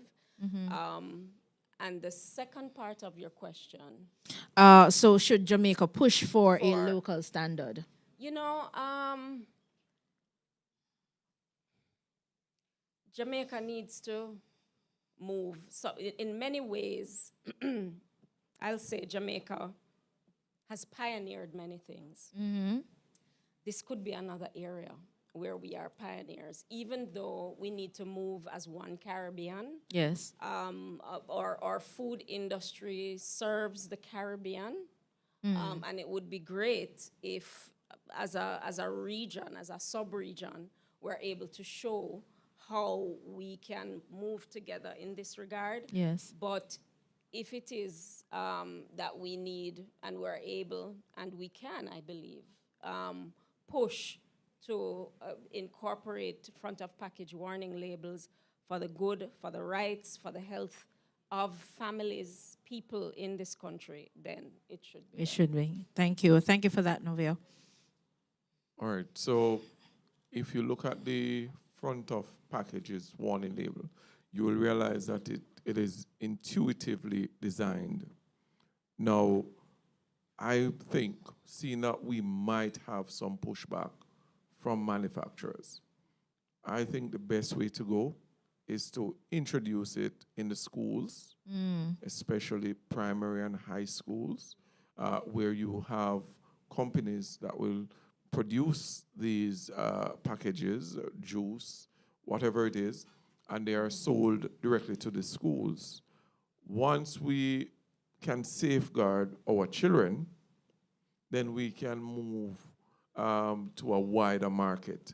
I know it can be done. There is a procurement unit within the ministry. There is a nutrition products. There are ways in which these products can be sent to the schools. So I'm advocating for us to start with the schools, get the products into the schools with the octagonal labels. Then we can use that information that is gathered from the school to show the rest of the country, to say that, listen, we are seeing gains here. Yes, yes. All right? And also the second part of your question, Jamaica has always been leaders. And I think that some of the Caribbean countries are missing the mark as it relates to the front of package labeling. Research is out there, and the research tells us that the best labeling option is our octagonal labeling. Right, we've seen that, So it would be foolhardy to go against research. And I'm saying, let us move ahead with what is facts. And what's working. And what's working. Yeah. Put it into the schools, and we can always come back 2 years and review, and then, make informed decisions. Love that. Thank you. All right. So do we have any other takers? All right. So I think, all right. Go ahead, Doc. I don't want to say too much because, it's been very eloquent so far. And Yeah. I think that's a very actionable move that could be implemented soon. There has to be political will.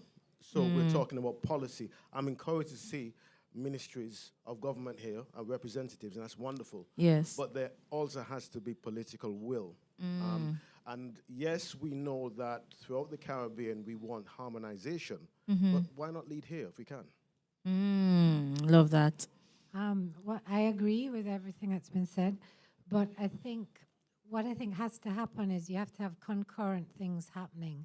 Because if we put the front of package warning labels on our foods, say in a school, it would be most of the products would have high in sugar, high in salt, high in fat. That's a fact. Concurrently, the ministries have to implement policies that subsidize fruits and vegetables, educate tuck shop staff on how to, it's going to require money, Yes. funding, and it can't just be one policy. Right. So I think I'm, completely on board with implementing the FOPWL on packages, but you can't just do that. It has to be Understood. a multi-pronged approach. That's so true. And as you very eloquently said, children have to eat something at school. And the schools that we've been to, there aren't many options that are healthy. So what will the children eat?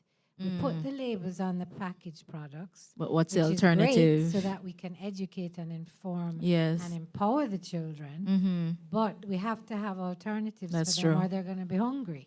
And, not just in schools, but across Jamaica, research has shown that the mass of underprivileged people in Jamaica are literally living in food deserts. Wow. There are no healthy options. Wow, yeah. There are no alternatives out there. And I've been involved with many schools trying to build school gardens, but they're expensive. They take money, you have to have water. A lot of schools I go to don't have running water. So, it's a very complicated area. It's not just a quick fix. Yes. And we want to fix our food, but to fix the food for young people, we have to think, in a very, it has to be a very multi-pronged approach. yeah. And the main thing is we don't want our children to be hungry. That's so true. And we want them to be healthy. And we can't function if we're So hungry. I think, it has to be looked at from many angles. Love that. And we have to be very careful that we don't jump to the labels, which is very, very important. But at the same time, we have to have options for them. Thank you, Lady Levy. I Lady just want to Mars, make go a ahead. point.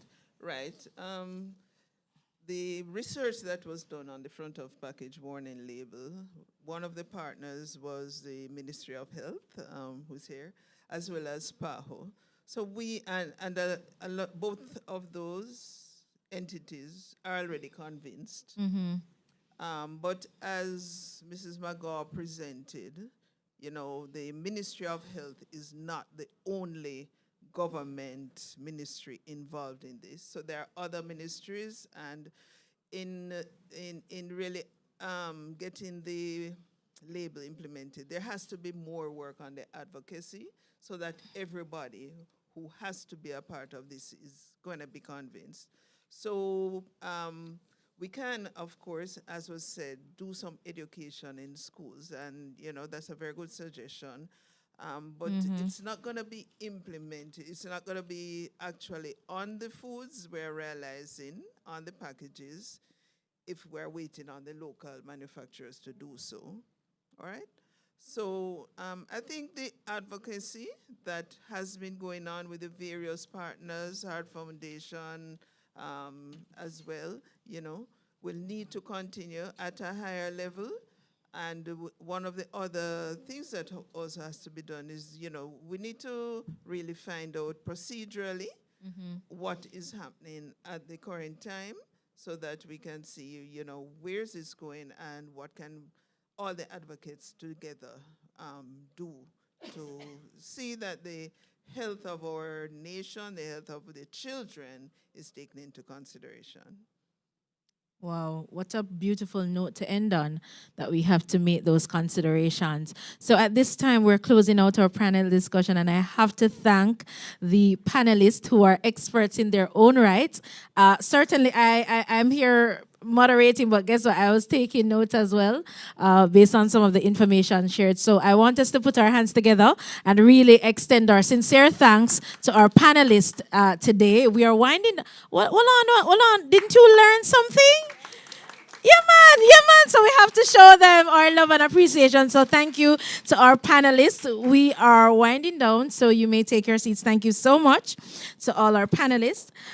We are winding down real quick. And at this time, I'm going to call Natalia Burton and Shaquille Brown from JYAN, and they're going to be facilitating a session that will look into the call to action and the youth position paper. So let's make them welcome at this time. And by the way, I have to say that we are doing pretty good with time, so not to worry, we should be ending on time. All right, so I'm going to call at this time Natalia and Shaquille to do the position paper from JYAN.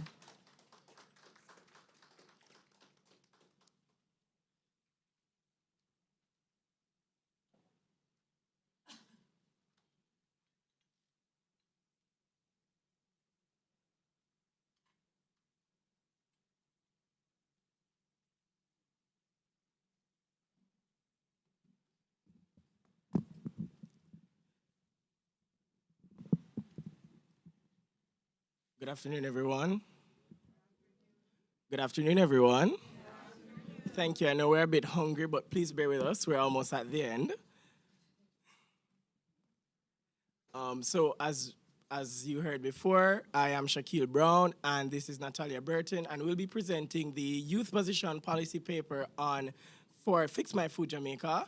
And what this policy paper outlines is just some brief background information and the most important part, the call to action for what we want to see come the rollout and the launch of Fix My Food Jamaica. So I will just present some brief background information and the introduction as to why we need Fix My Food Jamaica and the background as to why we believe that the front of package warning label is important. You would have heard it said earlier this morning, and I might just sound like I'm being repetitive, but I think we need to listen to and be aware of these statistics. So Fix My Food Jamaica, as someone would have mentioned this morning, is a youth-led campaign supported by Unicef and Bite Back 2030, and it focuses on the implementation of front-of-package warning labels to promote healthier lifestyle choices. A significant issue that we have in our food environments is the inconsistency and the non-uniformed standards of packaging and labeling of sugars and fats, contributing to the prevalence of processed foods in the food environment and non-communicable diseases. Notably, over 1/3 of our young people are overweight or struggle with obesity in this environment that we are currently seeing. In response to these challenges, several initiatives have been undertaken. In 2016, the Ministry of Health and Wellness launched a Jamaica Moves campaign, which encourages physical activity and healthy diets. In April 2025, the National School Nutrition Policy was tabled in Parliament, aiming to transform the food landscape within educational institutions. Civil society groups, such as youth-led organizations, health professionals, and academic institutions have consistently advocated for stronger regulations on food marketing. However, clearer nutritional labeling and restrictions of unhealthy foods are what we are still waiting for. Fix My Food Jamaica urges the implementation of a front-of-package warning labeling policy or a regulation, and this call is supported by the following organizations: Unicef Jamaica, Bite Back 2030, the Jamaica Youth Advocacy Network, Fewer Children Foundation, U-Report Jamaica, the Heart Foundation of Jamaica, the Jamaica Health Advocate Youth Arm JYA, University of Technology Associates of Nutrition and Dietetics Students, Jamaica Union of Tertiary Students, Let's Unpack It, the National Secondary Students Council, the Jamaica Prefects Association, and the Norman Manley Law School. So, non-communicable diseases in Jamaica, such as heart disease, diabetes, and hypertension, are the leading cause of death in the nation annually. It's responsible for over 70%. Now, I don't know if that number is not starking to you. It is starking to me. Over 70% is ridiculous. When you think about non-communicable diseases, it was once considered ailments in older adults. Now we see that is not the trend anymore. In response to this public health crisis, the Fix My Food Jamaica advocates calls for the urgent implementation of front-of-package warning labels. Now, why the front-of-package warning labels over anything else? Front-of-package warning labels are essential tools that we need to help consumers make healthier decisions, because too often we blame the consumer instead of blaming the consumer's environment. This front-of-package warning labels provides choices, quick and easier choices for consumers to decide what they put into their body on their own metric. So why the black octagonal label specifically? Among the designs tested, including the magnifying glass labels, the traffic light system, and the front-of-package nutritional facts, the black octagonal warning label consistently outperformed the rest across the Caribbean and Latin America. In 2022, a landmark regional study led by Jamaica's Ministry of Health and Wellness, alongside PAHO and CARFA, confirmed this. Their study found that consumers were best able to identify unhealthy food products using the black octagonal label. They could accurately tell which products exceeded recommended nutrient limits. they were 1.9 times more likely to choose the least harmful product when these labels were present. They were more understanding of the nutrient content because we see that their understanding was significantly improved. In simple terms, the black octagonal label is not just a symbol, it's a decision-making aid, and it draws the attention, informs, and modifies the behavior of consumers. How do we know that it works outside of this research? Let's look at some other countries that have implemented this. If we look at Chile, they implemented these labels and had a 24% drop in the purchases of high sugar beverages. 24% may not seem like a lot, but in contrast to what we have here in Jamaica, that is a lot of decrease in high sugar beverage purchase. Mexico projects a 15% reduction in obesity, which saves over US $1.8 billion in healthcare costs annually. Back home in Jamaica, when we look at our statistics, 54% of the population is overweight or obese. 1 in 3 Jamaicans live with hypertension, and non-communicable diseases remain the leading cause of death. Black octagonal labels can be a life-saving intervention because they are visually striking, even for younger children with limited literacy ability, and they cut through misleading marketing and prioritize the consumer's right to their knowledge. Finally, the black octagonal warning labels are not just the most effective tool, they are the most just, equitable, and urgent solutions for Jamaica's food health crisis. I will now hand over to Natalia for her to finish up what we have discussed here so far. Okay, perfect. So another aspect that the position paper addresses is the intersectionality of the right to health and other related child rights. So allow me to break this down. According to General Comments number 14 from the UN Committee on Economic, Social, and Cultural Rights, the right to health is a fundamental human right that is essential for the enjoyment of all other rights. It goes far beyond the access to health care, right? It includes the right to adequate nutrition, safe food, health-related education, and reliable information. These rights are deeply connected. You can't fully realize one without the other. And when one is denied, like access to accurate food labels or healthy food options, children's overall well-being is placed at risk. So here's the thing. The rights in question don't exist in isolation. You can't enjoy your right to health if you don't have access to clear, honest information. That's why the right to information is called an enabling right, because you need it to make informed choices, especially when it comes to food. And right now, children are being bombarded with misleading marketing from the food industry, making it harder for them to understand what's healthy and what's not. Another key right is the right to adequate food. That means food that's not just available, but also nutritious and accessible to everyone regardless of their background or economic situation. The state really does have a duty to create an environment where that is possible, and that includes holding the private sector accountable, right? So unfortunately, that's not what's happening in the status quo. We see a lot of harmful marketing, unclear labeling, and the easy access to unhealthy foods, especially in schools and places where children spend a majority of their time. And this is all undermining said rights. And, that's one of the reasons why we're seeing a rise in non-communicable diseases, which are now the leading cause of death in Jamaica and across the region. So front of package warning labels are one way that we can actually start to fix this. The labels help people quickly see when a product is high in sugar, sodium, or unhealthy fats. They make nutritional information clear, help parents and schools make better decisions, and push companies to take responsibility. So in short, FOPLs help protect our right to health, our right to information, and our right to adequate food. So With all this in mind, we've come up with a call to action, right? The health of Jamaicans' children and youth cannot wait. We're at a turning point. So it's either we keep allowing the unhealthy foods to flood the market and drive up NCD rates, or we take a bold action to actually protect the next generation.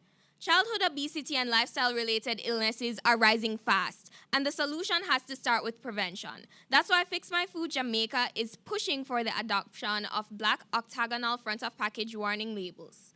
These labels aren't just helpful, they're essential. They support our right to health, information, and nutritious food.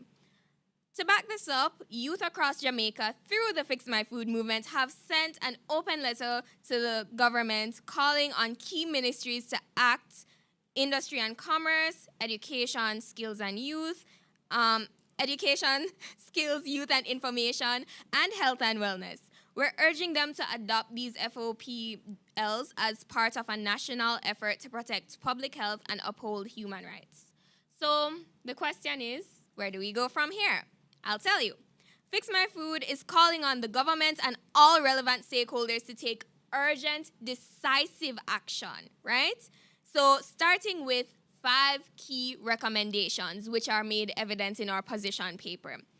And I'll go through them. So if you don't remember anything, remember these 5. The first one is, obviously, to adopt and implement the black octagonal front-of-package warning labels. So we want mandatory labeling regulations that require all processed foods high in sugar, sodium, or unhealthy fats to actually carry these clear warning labels. And this will in turn help consumers better understand the nutrient content of what they're buying and empower them to make decisions that actually support their health, especially when it comes to feeding their children. So 1, adopt the FOPL.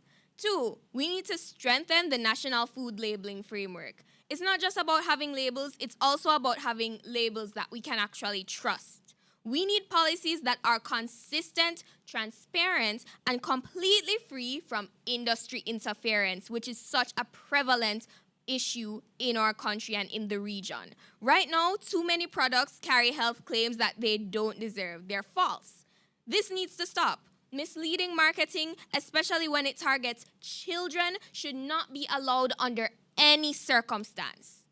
So, we need to strengthen the national food labeling framework. 3, uphold the right to health and information. This isn't just about having better nutrition. It's about protecting the fundamental human rights. This implementation supports the right to health, the right to life, and the right to information, rights that are guaranteed under the Jamaican Constitution, the Convention of the Rights of the Child, and the Universal Declaration of Human Rights. The government has a legal and moral responsibility to uphold these rights, and that includes creating a healthy food environment. The 4th recommendation is to actually protect young people from unhealthy food marketing. Children and teens are being targeted in media, in schools, online, and everywhere in between. We need serious regulations to restrict the marketing of unhealthy food and drinks, especially in spaces where young people are vulnerable. They deserve to grow up in environments that protect them and not exploit them for profit. The 5th and final recommendation is to ensure interministerial collaboration and accountability. So we're calling for stronger coordination between the Ministry of Health and Wellness, the Ministry of Education, Skills, Youth and Information, the Ministry of Industry, Investment and the Ministry of Industry, Investment and Commerce. All these bodies must work together to implement, monitor, and enforce FOPL policies effectively. It can't be just one ministry doing all the work. It has to be a united front. We have to see more collaboration and teamwork to strengthen these policies and make it very cohesive. So at the end of the day, it's not just about labels. It's about saving lives. So I want you all to look at it like this. It's not just about labels, it's about lives, real people. These statistics are real people. It's about giving parents and communities the tools they need to protect their children. It's about shifting the power away from food corporations and putting it back into the hands of the people. Jamaica is standing at a critical crossroads once more. We can either keep going down the road of rising NCDs, Or we can step up now, protect our rights, and build a healthier future for the next generation. It's not too late. Fix will plate. Thank you.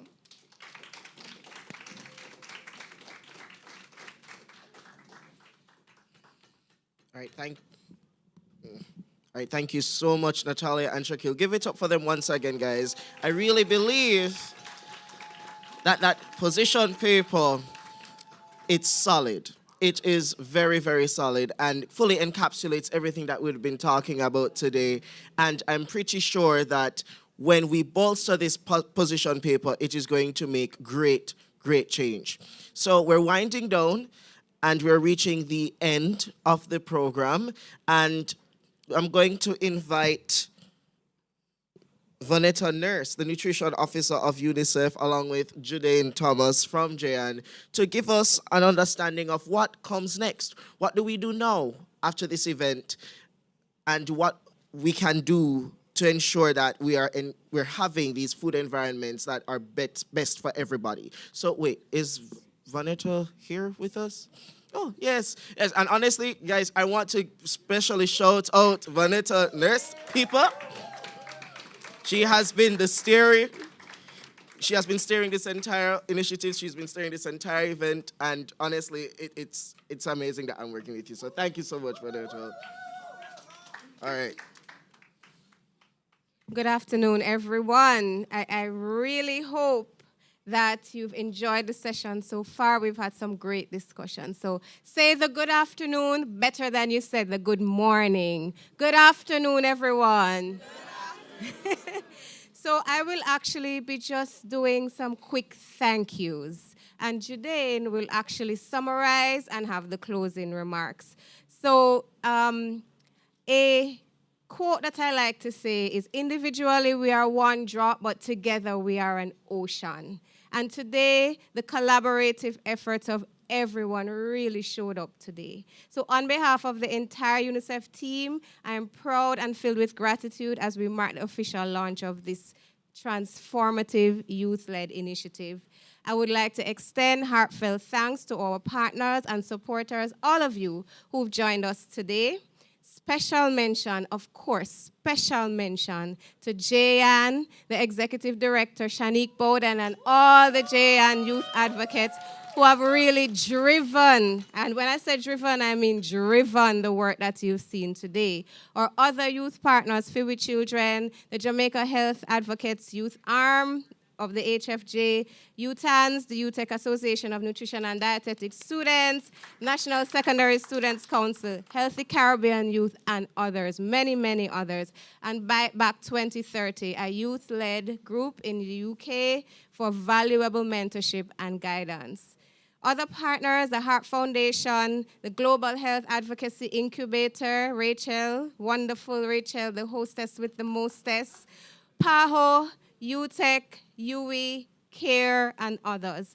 Your support is a testament to the shared commitment we all have to improving and investing in healthier food systems, promoting health, protecting fundamental human and child rights, and empowering young people across Jamaica to be involved in the decisions that affect them.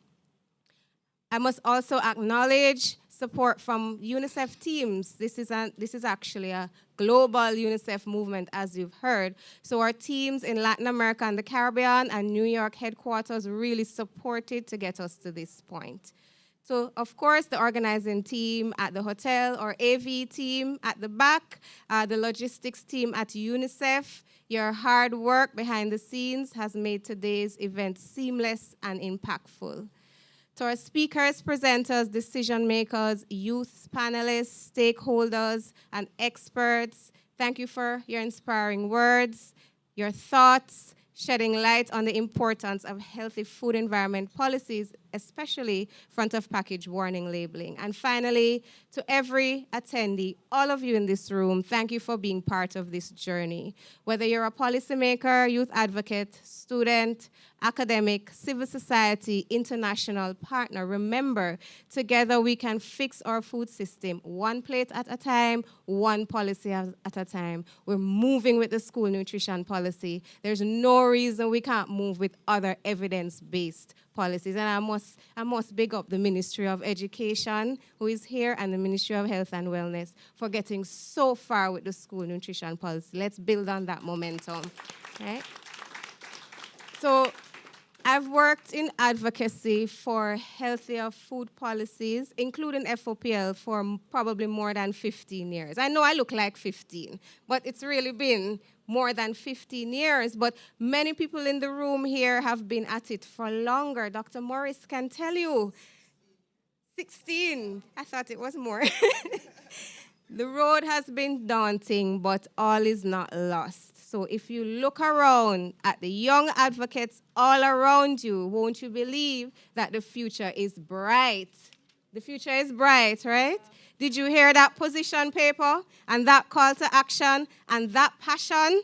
The future is bright. So some words that stood out to me today: if children and youth are not healthy, what kind of future are we looking at? What kind of future will they see? Jamaica is standing at a critical crossroads. Let us be pioneers and move ahead with what is fact. We need a multi-pronged, collaborative approach with much more work on advocacy. So we want a healthier Jamaica, and we can get there. This launch is just the beginning. So let's continue to collaborate, innovate, co-create.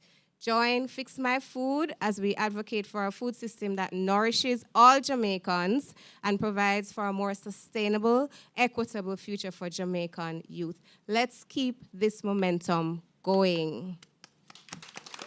So I'll turn over now to one of my favorite and passionate JYAN and Fix My Food youth advocates to summarize and bring closing remarks. Please give her a round of applause. Thank you very much. All right. Thank you so much, Vanessa.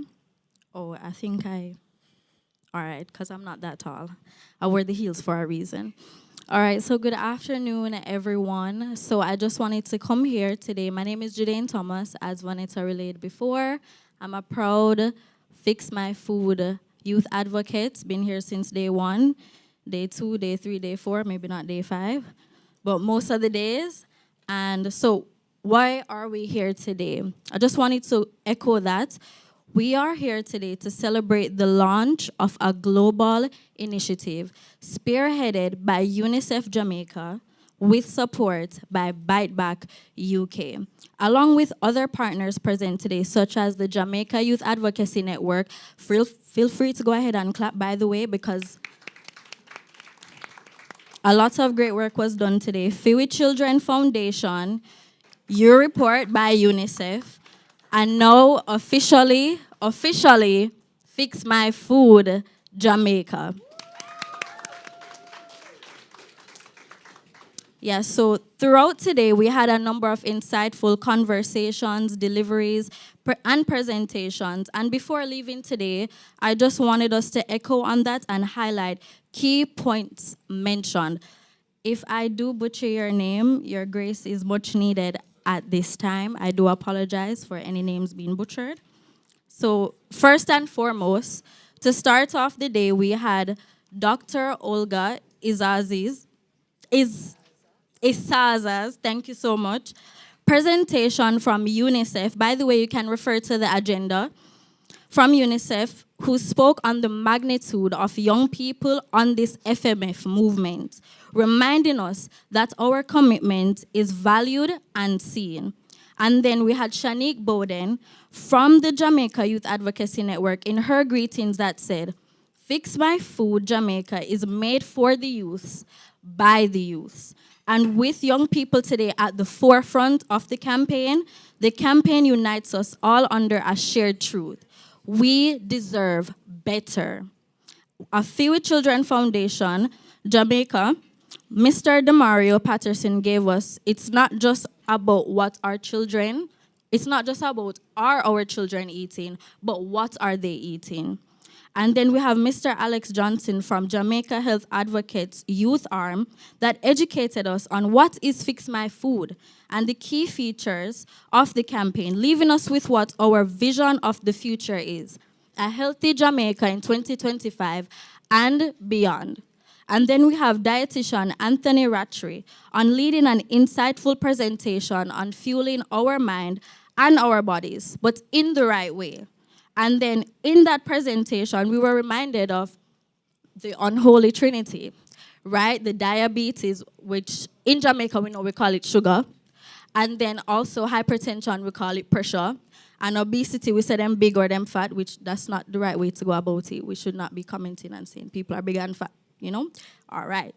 And then Miss Barbara McGaw, my apologies, from Heart Foundation of Jamaica, leading a detailed presentation on the proven effectiveness on the black octagonal warning labels and why we need to continue public education, especially at the grassroots level. Dr. Vanessa Whiteborough gave us a well-constructed study of the front of package labeling about the black octagonal warning proving to be most effective in proving that consumers are less likely to choose products with those warning labels. Miss Rihanna Robinson from your report, Jamaica, led an insightful presentation on young people's view of FOPWL, which is that we want it and we want it now. And at that same time, it's not just looking about giving young people what they want, but what they need.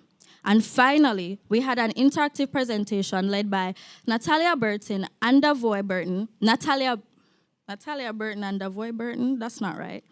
Davoy, are you still here with us? Okay, my apologies. Oh, wow, look at that. Fix My Food doesn't just reach friends, it reaches families, okay? All right. And the presentation, if we weren't aware, is known as Blood Sugar Bingo, that pointed out to us just how, as consumers, we can be unaware of the food and beverages that we are not only intaking, but our children. And just a reminder, a very popular energy drink that we know of that cannot be named because I'm not allowed to name it, has a staggering 70 grams of sugar. So if you know of that energy drink, we're not naming any names, reminder to stop drinking it and tell your friends and your family. And the final points of today is that, why were we here? We were all gathered here today to take a stance against food and beverage companies using pervasive tactics geared towards our young people to influence their food choices without even first knowing the impact of their food choices. We are gathered here today to take a stand against non-communicable diseases plaguing our generation and the generations to come if we don't say no to ultra-processed foods, high sugar content beverages, and even foods with high sugar, added sugar, and sodium. Because in reality, people, we don't need them, and they don't need us. And at the end of the day, we have to remember that we're gathered here again to take a stance against the lack of food-regulated policies in Jamaica, not just for our young people, but the entire generation at large. By using front-of-package warning labels, we can make a difference. Final message, because I said a lot and I know we want to go. I know we're hungry, all right? I understand. Young people are the grassroots of today. So let's water these roots. Let's nourish them instead of cutting them down. We are gathered here today, finally, as Fix My Food, Jamaica. You see the t-shirt? Guys, we need to remind ourselves to fix our plate before it's too late. Can we all say that? Fix our plate before it's too late. One more time. Fix our plate before it's too late. Thank you so much. Thank you, everyone.